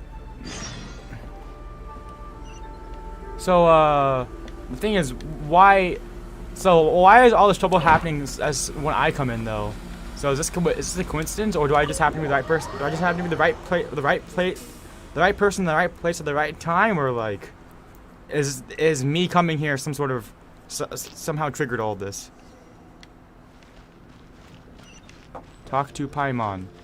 Why is Paimon out here? Wait. Double Paimon, let's go. Hey Paimon, that's you. It's like the Spider-Man meme of them like pointing at each other. There's something you didn't tell them. The dragon and the crystal weren't the only things we saw. I'd like to investigate it on my own first. So you do remember him, that green guy. The green guy. Green guy, it's the Green Goblin. You're boring me, Spider-Man. He looked just like that guy down there. Like what? The fuck? Wait, what? The exact same shade of green. Well, what a coincidence. See? See? After him! Hold on a minute. That's the same guy. You fucking idiot! Not only, I guess her brain is small to account for her also tiny brain. What's poppin'? That green guy disappeared. Use elemental sight to track him down. Well, how do you're just gonna assume that I can track him down with elemental sight? The green fellow. You're just gonna assume that, like that he has a like he can. Also, why are his feet like? I don't know.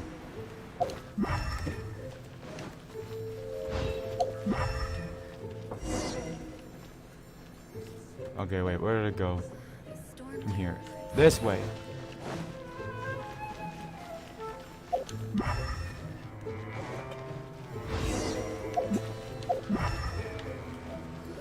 Into this wall? His footprints lead to this wall. Did he climb up from here? Go into the wall. Let's go after him. Oh, I thought I had to go into the wall, like it was invisible, like the wall was invisible or something. Like the wall was, it was like an illusory wall. Okay, so this way.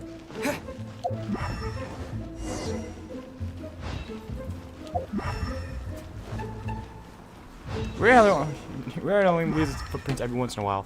Also, sheesh, this. It must be so hard for him to go anywhere, because anyone can just, like, elemental sight, screw it, yeah. He over here. Or they over here, I don't know.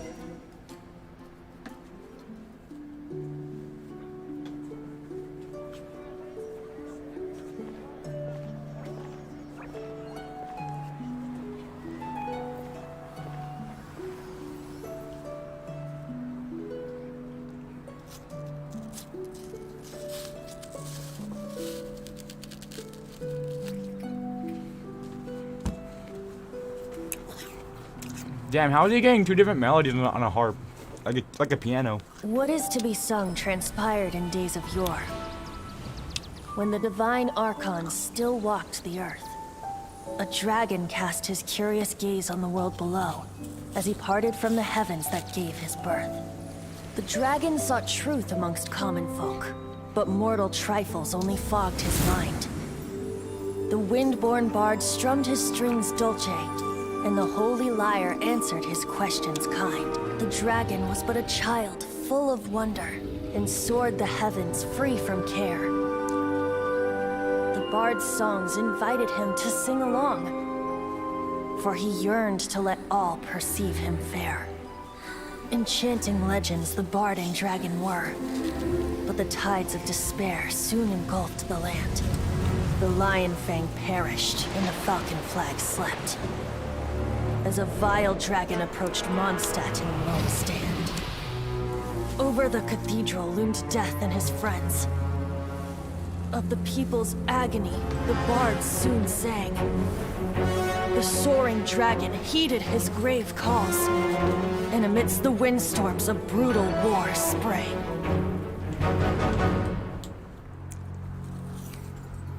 Blood of venom sent the sky dragon into slumber, only to awake to be expelled in abhor. Why do people in this age loathe me so? But the holy liar replied no more. Wrath and woe, vigor and venom, poured from the dragon's bitter eyes. The dragon's curse sprawled in silence, but the liar could no longer soothe his cries.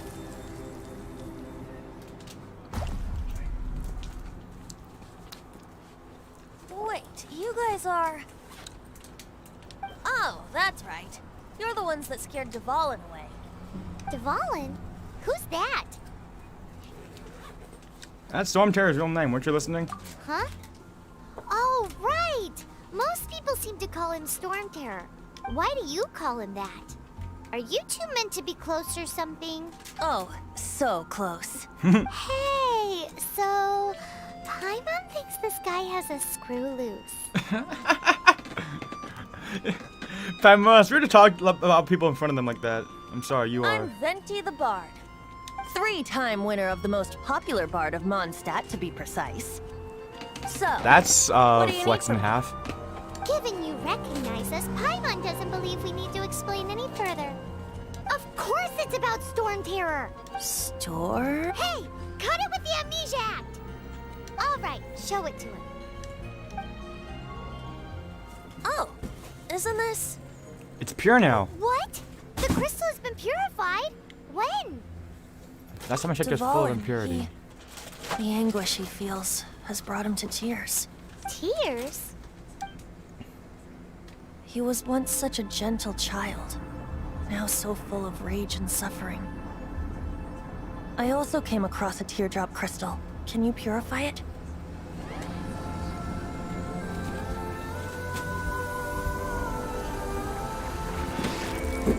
Dang, we special.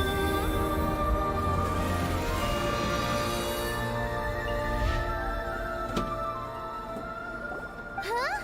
How do we do that? You really do have some wonderful abilities. Someone like you is going to end up getting written into a bard's poem.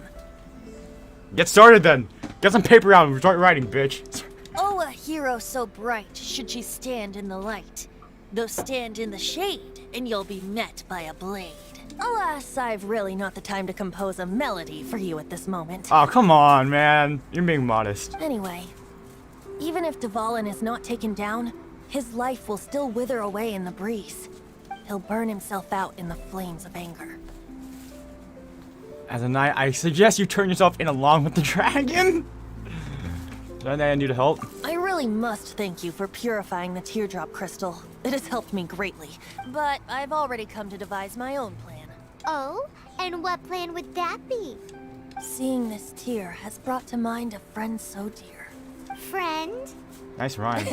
One must be going Hey, where are you running off to? to the symbol of Mondstadt's hero. Bye-bye. After him. Huh. What do you make of that? That's a weirdo, as you put it. We need to keep an eye on As him. far as he's concerned, you're a weirdo too, you know. You know. Know what? His voice seems familiar. Folk songs here. Adventure rank 15! I don't know. You're alone on that one. But did he just say symbol of Mondstadt's hero? Oh, Paimon knows! It's that huge tree! You know, the gigantic one. You can't miss it. Surely you still remember. Dang, I'm surprised you remember Paimon. Leave.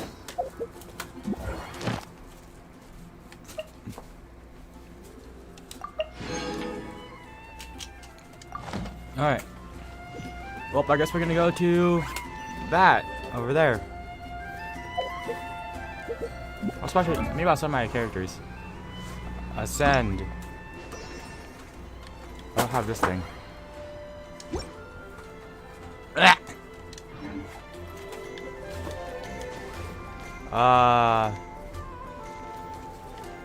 Well, first, let's go to the... Before we do any of that, I'm gonna go to the... What was it? The shop. No, the adventure rank thing. Okay, whatever.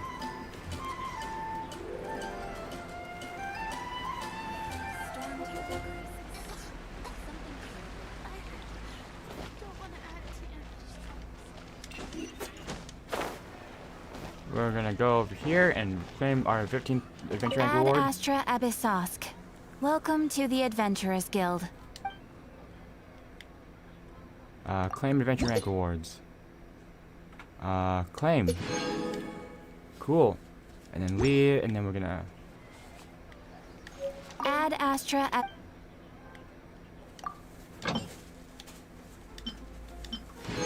Claim.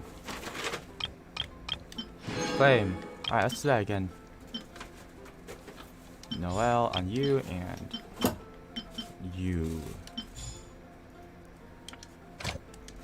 Okay. Now we finna... I guess ascend.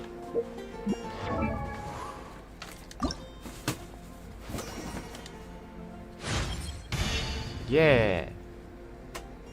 Sitting Wind. Unlock new talent. Sitting Wind. It's turn. Okay. Okay.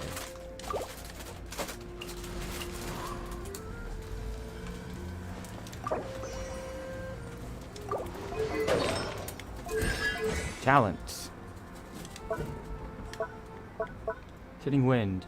The last ever normal attack combo unleashes a wind blade, dealing 50% of damage as annual damage to all opponents in its path. That's good. I think I can send you now too, right? Ascend. Yeah, let's ascend you. Amber. Yeah, as fast as riding the wind. Every arrow finds its target. What's that do? Increase the crit rate of fiery rain by 10% and widens AoE by 30%. That's good. I like that. And then, oh wait. Let's see here. Attributes. I don't have. I need Noctilus. Noctilucus Jade. I need to find a league. Okay, so I can't ascend Beto yet. What about you? Ascend. Where can I find this? Dropped by treasure hoarders. Okay, cool, got it. Alright, so now me, Ether, and or me and Amber now are now ascended. Cool. Alright, so now I'm gonna teleport over to wherever this is.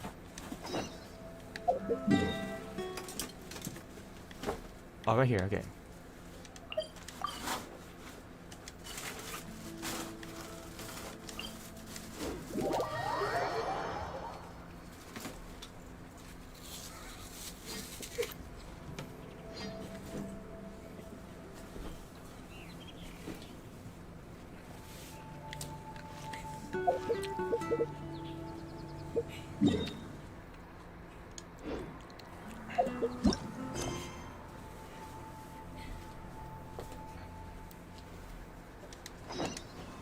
Alright, so here.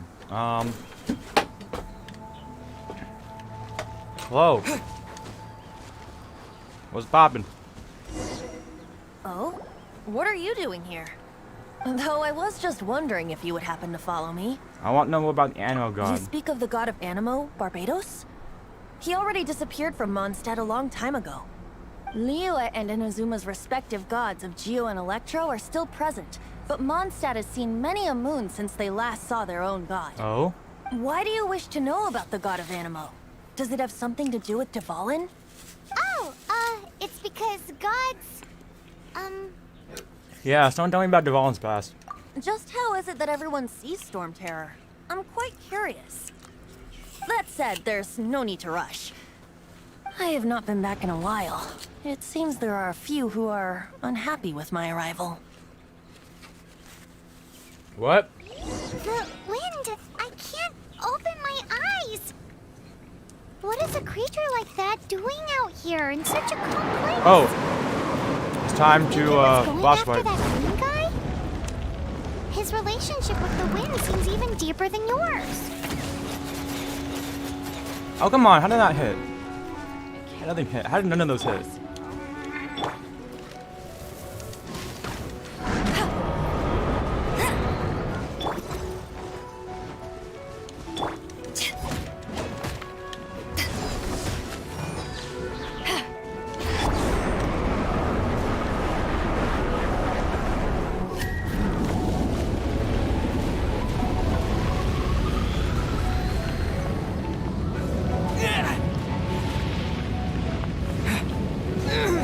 Stop.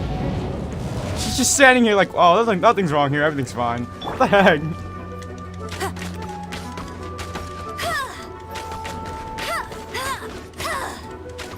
Well, this does not have much health.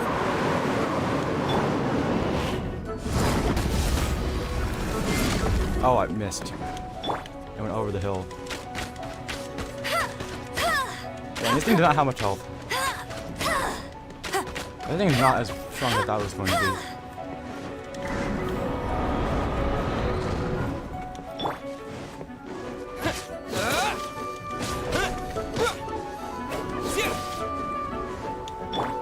Get him, Amber.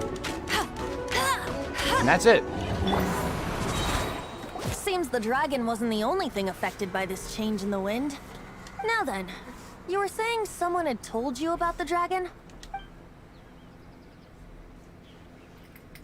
Is that so? Quite the scholar, I must say that, Lisa. Ooh. She's not wrong. The conflict has reached this point only because both sides have resorted to the use of force. His hate, however, did not arise from the people not making tribute to the Four Winds. Oh? Nor was it born from his own nature, but instead came about as a product of his degradation. He became a degenerate. He started simping for people online. That caused him to lose his own. Degradation? The black blood flowing through his heart has been torturing him for years. That's what has allowed him to be led astray by the lies of the Abyss Mage. Abyss Mage? Never heard such a name. They are from the Abyss Order, an organization comprised of non-human beings. They despise mankind. I don't know where they come from. All I know is that they hold deep hatred toward the human world. Many hilly trolls out in the wild take orders from them and act as their weapons. Before arriving here, I too was like Dvalin, cursed and left to waste. But now, before us stands the symbol of Mondstadt's hero, the place from which Mondstadt rose. Be honest, did you think Venti was a girl at first glance? I mean, I'm not gonna judge. I mean, it could be either or. All I know is that it's an it. The wind amongst the branches is good. But no, that was not I my love the first. way it smells. That probably wasn't my first impression. Day being a girl. Being here with you beneath this great tree feels like when the tear was purified earlier. Like the poison is leaving my body. Hmm? There's poison in your body? Feels much better. So, how exactly did you get poisoned? That would be because I tried to communicate with Dvalin earlier, but was interrupted. As a result, not only did I not manage to help Dvalin break his curse, but instead was also infected myself. That was me? Oops. Yes, it was you. Sorry. So to You're make just up for it, you're coming with me to the cathedral. He's like, oh shit, oops. The Mondstadt Cathedral? To do what exactly? To claim a certain holy liar de Himmel. Okay. Let's fucking go.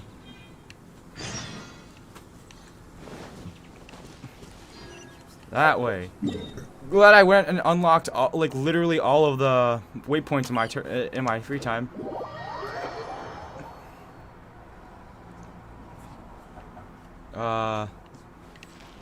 Over here.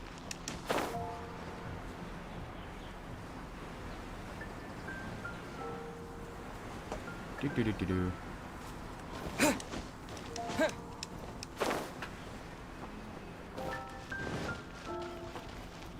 Anything the knights can do for you? Nope, thank you. Bye. So this Holy Lyre de Himmel is... One of the most treasured items in Mondstadt. It's the lyre that Barbados used to play. With it, perhaps I can help Dvalin draw his gentle nature back out of this nightmare he's going through. Will it really stop Storm Terror from causing more damage? Probably. Of course. I'm the best bard in the world. There's not a single song I do not know, no matter if it's from the past, present, or future. Look me in Future, the really? eyes. Do you not find me trustworthy? Look into my eyes. What are you hiding? So how can we get the Holy Lyre? It's said that it's enshrined deep within the cathedral, somewhere safe. I'll go take a look around. You can come if you want. So we're just about to steal the fucking. We're about to steal the fucking, the fucking legendary lyre. Count me the fuck in. I'm ready to go steal some stuff.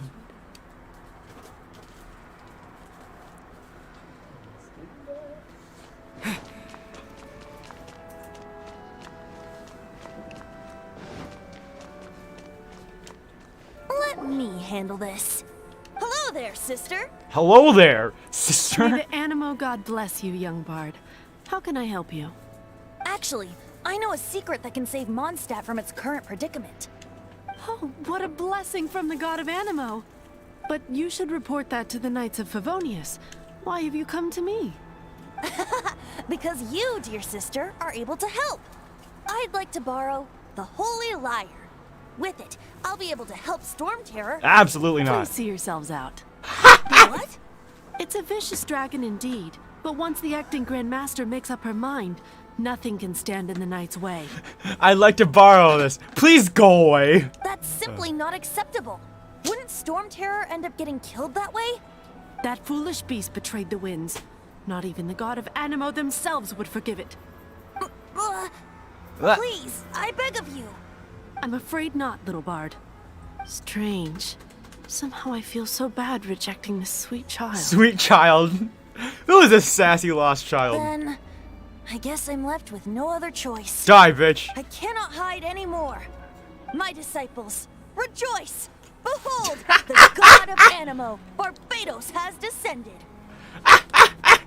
This bitch like, yeah, he is a sinner. Shocked, aren't you? Don't you just want to Nope. cry out and rejoice? How does it feel to finally meet the god you've been serving? If there's nothing else, I'll be going back to handle the cathedral's paperwork now. Wait! That was embarrassing. What should I get? Damn, that didn't work. She didn't even bat an eyelid. But I have at least learned what I wanted to know. She didn't deny that the cathedral is enshrining the Holy Lyre. Now, since you're the hotshot of the Knights of Favonius, Really? What? maybe you can give it a shot. You want me to? I mean, this already looks suspicious. Like, I would just go down here.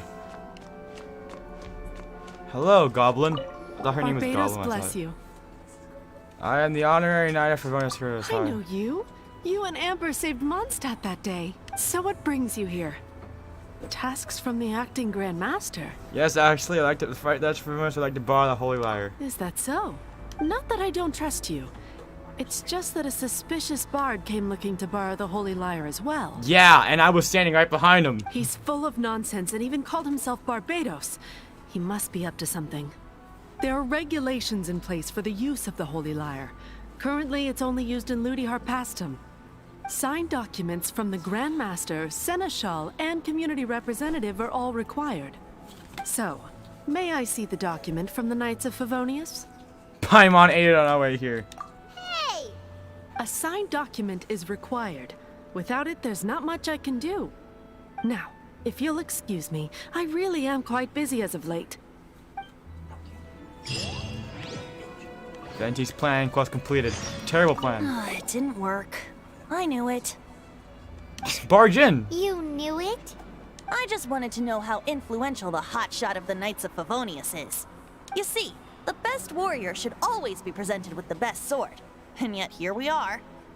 Does the story not make for a fitting ballad? So what are you trying to say? That we're not good enough? Probably. No, that's not it. More of a commentary regarding Mondstadt's inability to see the warrior standing right before its very eyes. Very well. Looks like borrowing it is not going to be possible. We're simply going to have to steal it. Hell yeah, that's what I'm talking about. Today we stand for free will. Any suggestions on just how we steal it? Putting on my mask for this one. Come now, speak up. That's what free will is for. What do you mean you want to steal? No, this is exactly what I'm built for. We're gonna steal that bitch. Look at you, sidetracked from the start. But seriously, you're more suitable for the job than I. Cause I'm like, is it because you're super flashy? Aside from singing, I don't really have any other talents. Bruh. Besides, if I was caught, I'd have no one to right the grave injustice of my arrest.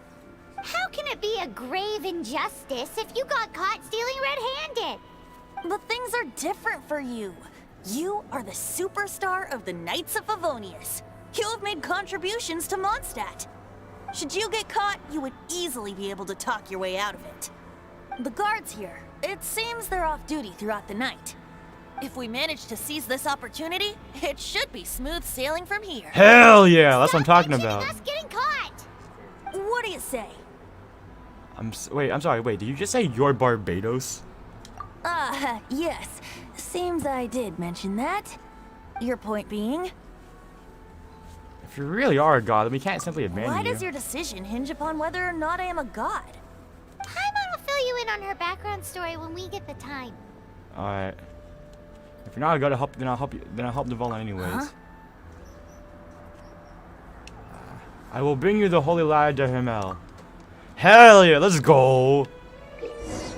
Quickly advance the time today. Open the Paimon menu. Enter the time menu and move oh wait. The Paimon menu.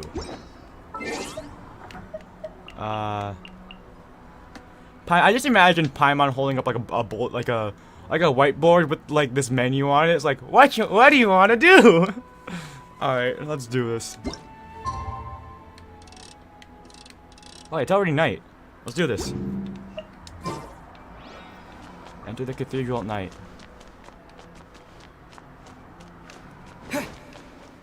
Eh? Wait, okay, hold on. It's already nighttime, so let's go. Enter basement. Let's go. Let's go. It's Phantom Thievery time. And obtain the Holy Lyre. Stealth section. Let's go.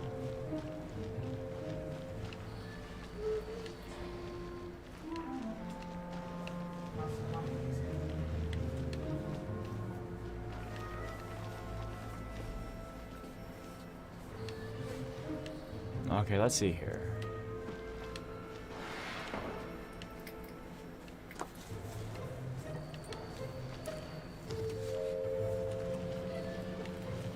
Damn, he blind as fuck.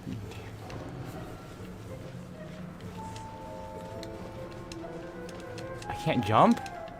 I guess that's to make the game. I guess that's to make this actually stealthy. So I do actually have to walk around. I'm not allowed to climb or anything. That sucks.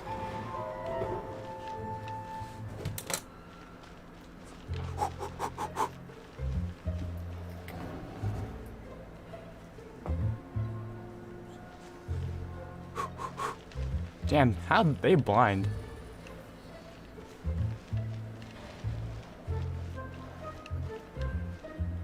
Y'all need glasses, bro. This is super easy.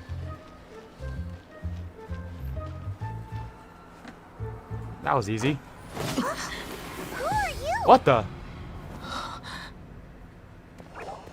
Beat the fuck out of her. She disappeared. Oh, now we're gonna get caught. Freeze! What are you doing here? No, run! Oh shit. We just got framed. We just got framed. Someone beat us to the punch. No, we're busted. Run! What? Follow me.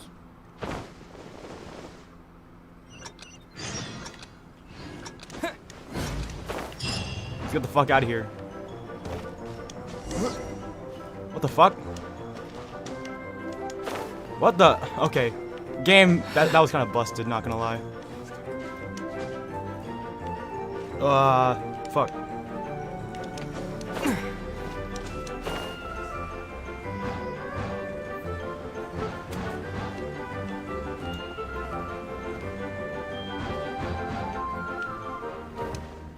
Get the fuck out of here.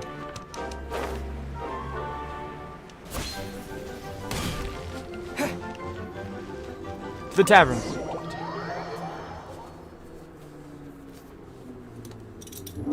Master D. this is this week's accounts. Ooh. The disaster has greatly affected business. That's what you care about this time? Let's hope it all ends soon. Hi! We'd like a seat at your, least conspicuous table. Oh, good. Good going, man. That perfect. That was totally not suspicious. The second floor has fewer customers. You'd be less conspicuous up there. I like how Aren't nonchalant you about a it. bard? Why not sit front and center? Let's save the paid performance for next time. We'll be heading up now. See you in a bit. Jesus. Hey, keep an eye on them. There's something strange about that bard. I'll go ask around. You. Oh my god. Ask who exactly? The protectors of Mondstadt. That was really smooth, Venti. Jesus. I'm gonna get up to the second floor. I have to leave the tavern. Oh, there's a staircase. Master D, have you seen two thieves around? Two thieves? What happened? Why have you mobilized so many guards? Haven't you heard, Master D, Two thieves are trying to steal the Holy Lyre. Huh? How odd. Isn't it? The Holy Lyre is a treasure that was played by the god of animal themselves. Such a precious piece of cultural heritage. Why would one want to steal something they can't sell off? Would pay better to steal from my sellers. Huh? Sorry, off topic. Believe they headed that way. Understood. Thank you, Master D. Dang, he covering for us. Talk to D-Luke. He covering for us. Today, I think I'll have a glass of... You can put down that bottle you stole from behind the counter. something cold. Right. I want answers. Let me finish my drink first. I'll pay you. Well, with a performance. It's not about money. You seem too young to be drinking. No need to worry. When I started drinking, you were still... I'll answer my question You want first. to ask, who's this? Am I right? He is Master Diluc, the boss of... the owner of this tavern. He's very famous. By the way, his dandelion wine is one of my favorites. Although most of the time I can only afford a bottle or two. I just heard about some thieves from the guards. For the record, I like your guts for trying to steal the Holy Lyre de Hamel. Even if you are fools. But we don't often get to see people like you. It wasn't us that stole it. The real thief is still out there. This is the hotshot of the Knights of Favonius. Why would someone so aspiring steal Mondstadt's sacred treasure? Hotshot? Oh, so it's you. So, you and the Bard are close friends? I only put him in play once. Well, despite only being a passing traveler, you still offered your help to Mondstadt in its time of need. A shame you joined the Knights. The Knights of Favonius. Inefficient right from beginning to end. And towards the Fatui, weak and conservative. Forget it. I don't feel like talking about it. Weak and conservative. That sounded suspiciously similar to submissive and breedable. Seems you don't really like the Knights of Favonius. Just differences in approach is all. I have my own hopes for this city. Now, answers. Why did you steal the Holy Lyre? You sure you want to know? It could implicate you in the affairs of the Knights of Favonius. That's fine. I somehow always end up implicated in their affairs. If I tell you the story with a performance, will you believe me? No. It depends. I'll make my own judgment. Then will I get paid? Your reward will range from anywhere between 5 Mora and the Holy Liar. It all depends on your story. Very well. Let me put on a show. Don't. Shut up. Shut it.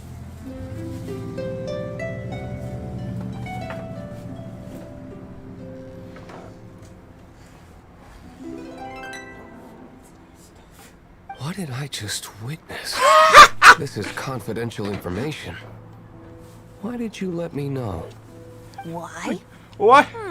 Perhaps the winds are changing. Why? What did I just witness? That was such a terrible What performance. say you, Master D-Luke? Interesting. Give me some time. I'll organize some contacts. Outlander, as one of the knights, it seems you're not a suspect. Blonde is the only description on the wanted poster. You should be safe. As for the bard, however, it'd be better if you stayed in the tavern. No problem. I like taverns. Okay. Let's meet here tonight after the tavern closes. It is night.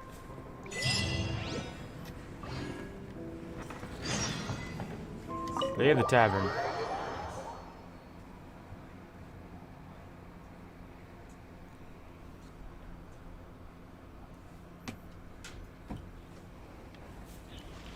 Pattern. Alright, so... oh, it's not closed yet. Okay. Time.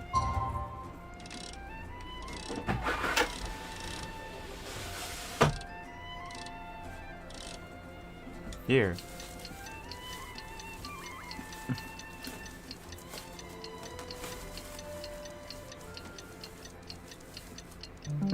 There we go. Now it's nighttime. I've just been standing here for like 12 hours. Don't worry about it.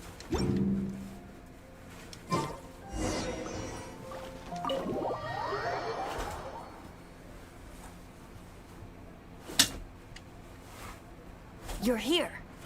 Yeah, I've been staying outside the whole time. Why is the acting Grandmaster here? Well, first of all, I contacted more than one person. Secondly, she came here as Jean herself, not as the acting Grandmaster. A Jean you would never see, even as an honorary knight. What a surprise.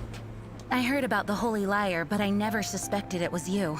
It wasn't So, me. the sound of the Holy Liar can purify Storm Terror and return it to normal? Is that true? That's right. Your honorary knight is putting themselves on the front line to try and resolve this Storm Terror issue. Now that's the hot shot of the Knights of Favonius I'm talking about. Bruh. Feels like we're breaking the law, though. I understand this kind of absurd explanation is hard to believe. But we can ask the bard to play the song again to try and persuade... I believe you. To persuade our stubborn command... Wait, what? I can't think of any reason for Dvalin's betrayal, given it was once one of the Four Winds. However, if it was poisoned in the battle over Mondstadt all those years ago, and then corrupted by the Abyss Mage after it woke up, we can't really blame it. But as acting Grandmaster, I obviously cannot make such a statement publicly. Diplomatic pressure from the Fatui makes it hard for us to seek a peaceful resolution to the Storm Terror issue. People would think I've lost grip on the gravity of the situation. That's why I can only do this in private. That's one of the reasons I don't like the Knights of Favonius. What surprises me is that you would believe an Outlander so easily. My cautious and meticulous superior, even you trust him, don't you, sir? I already told you not to call me sir. Never mind. We don't often get to work together after all. Pretend not to forget anything. Wow. This is really awkward. Yeah, it is. I have a rough idea of where the Holy Liar de Himmel is. Nice recovery. She's really talented at changing the subject. The conflict between Mondstadt and Snezhnaya stems from the conflict between the Seven Nations and their respective gods. The Cryo Gods Fatui seem to be after the Animo God's power. So, they want to take over the defense of Mondstadt. So they want to kill Dvalin? Right. If the Knights of Favonius publicly prevented an attempt on Duvalin's head, then the only other way to affect the Animo God's power is to take the Holy Lyre. The number of Fatui that have come to Mondstadt is far from limited. I've already managed to coerce a few reports out of them. Diluc has determined that the Holy Lyre is not being held in the Goth Grand Hotel. I like Diluc. Not like in a weird way, but just I like him. I like that he's I like that he's like I've managed to coerce a few reports out of them. I like that. I like that he's willing to break a couple rules. I imagine they don't want to leave something stolen in a place where it could be so easily found. Paimon gets it. If too much of a scene gets made, then it becomes a big diplomatic issue. Such is the diplomacy between the 7 nations. Outlander, ready to go? Wait a second. Alright. I'm gonna end the stream here. I should probably get going. I just wanted to play this in my free time. I just wanted to play this a little bit. But yeah, I'm gonna get going. I've been streaming for like 2.5 hours. I think it's time to go. Alright. See ya. I will post my schedule on Twitter tomorrow. And yeah.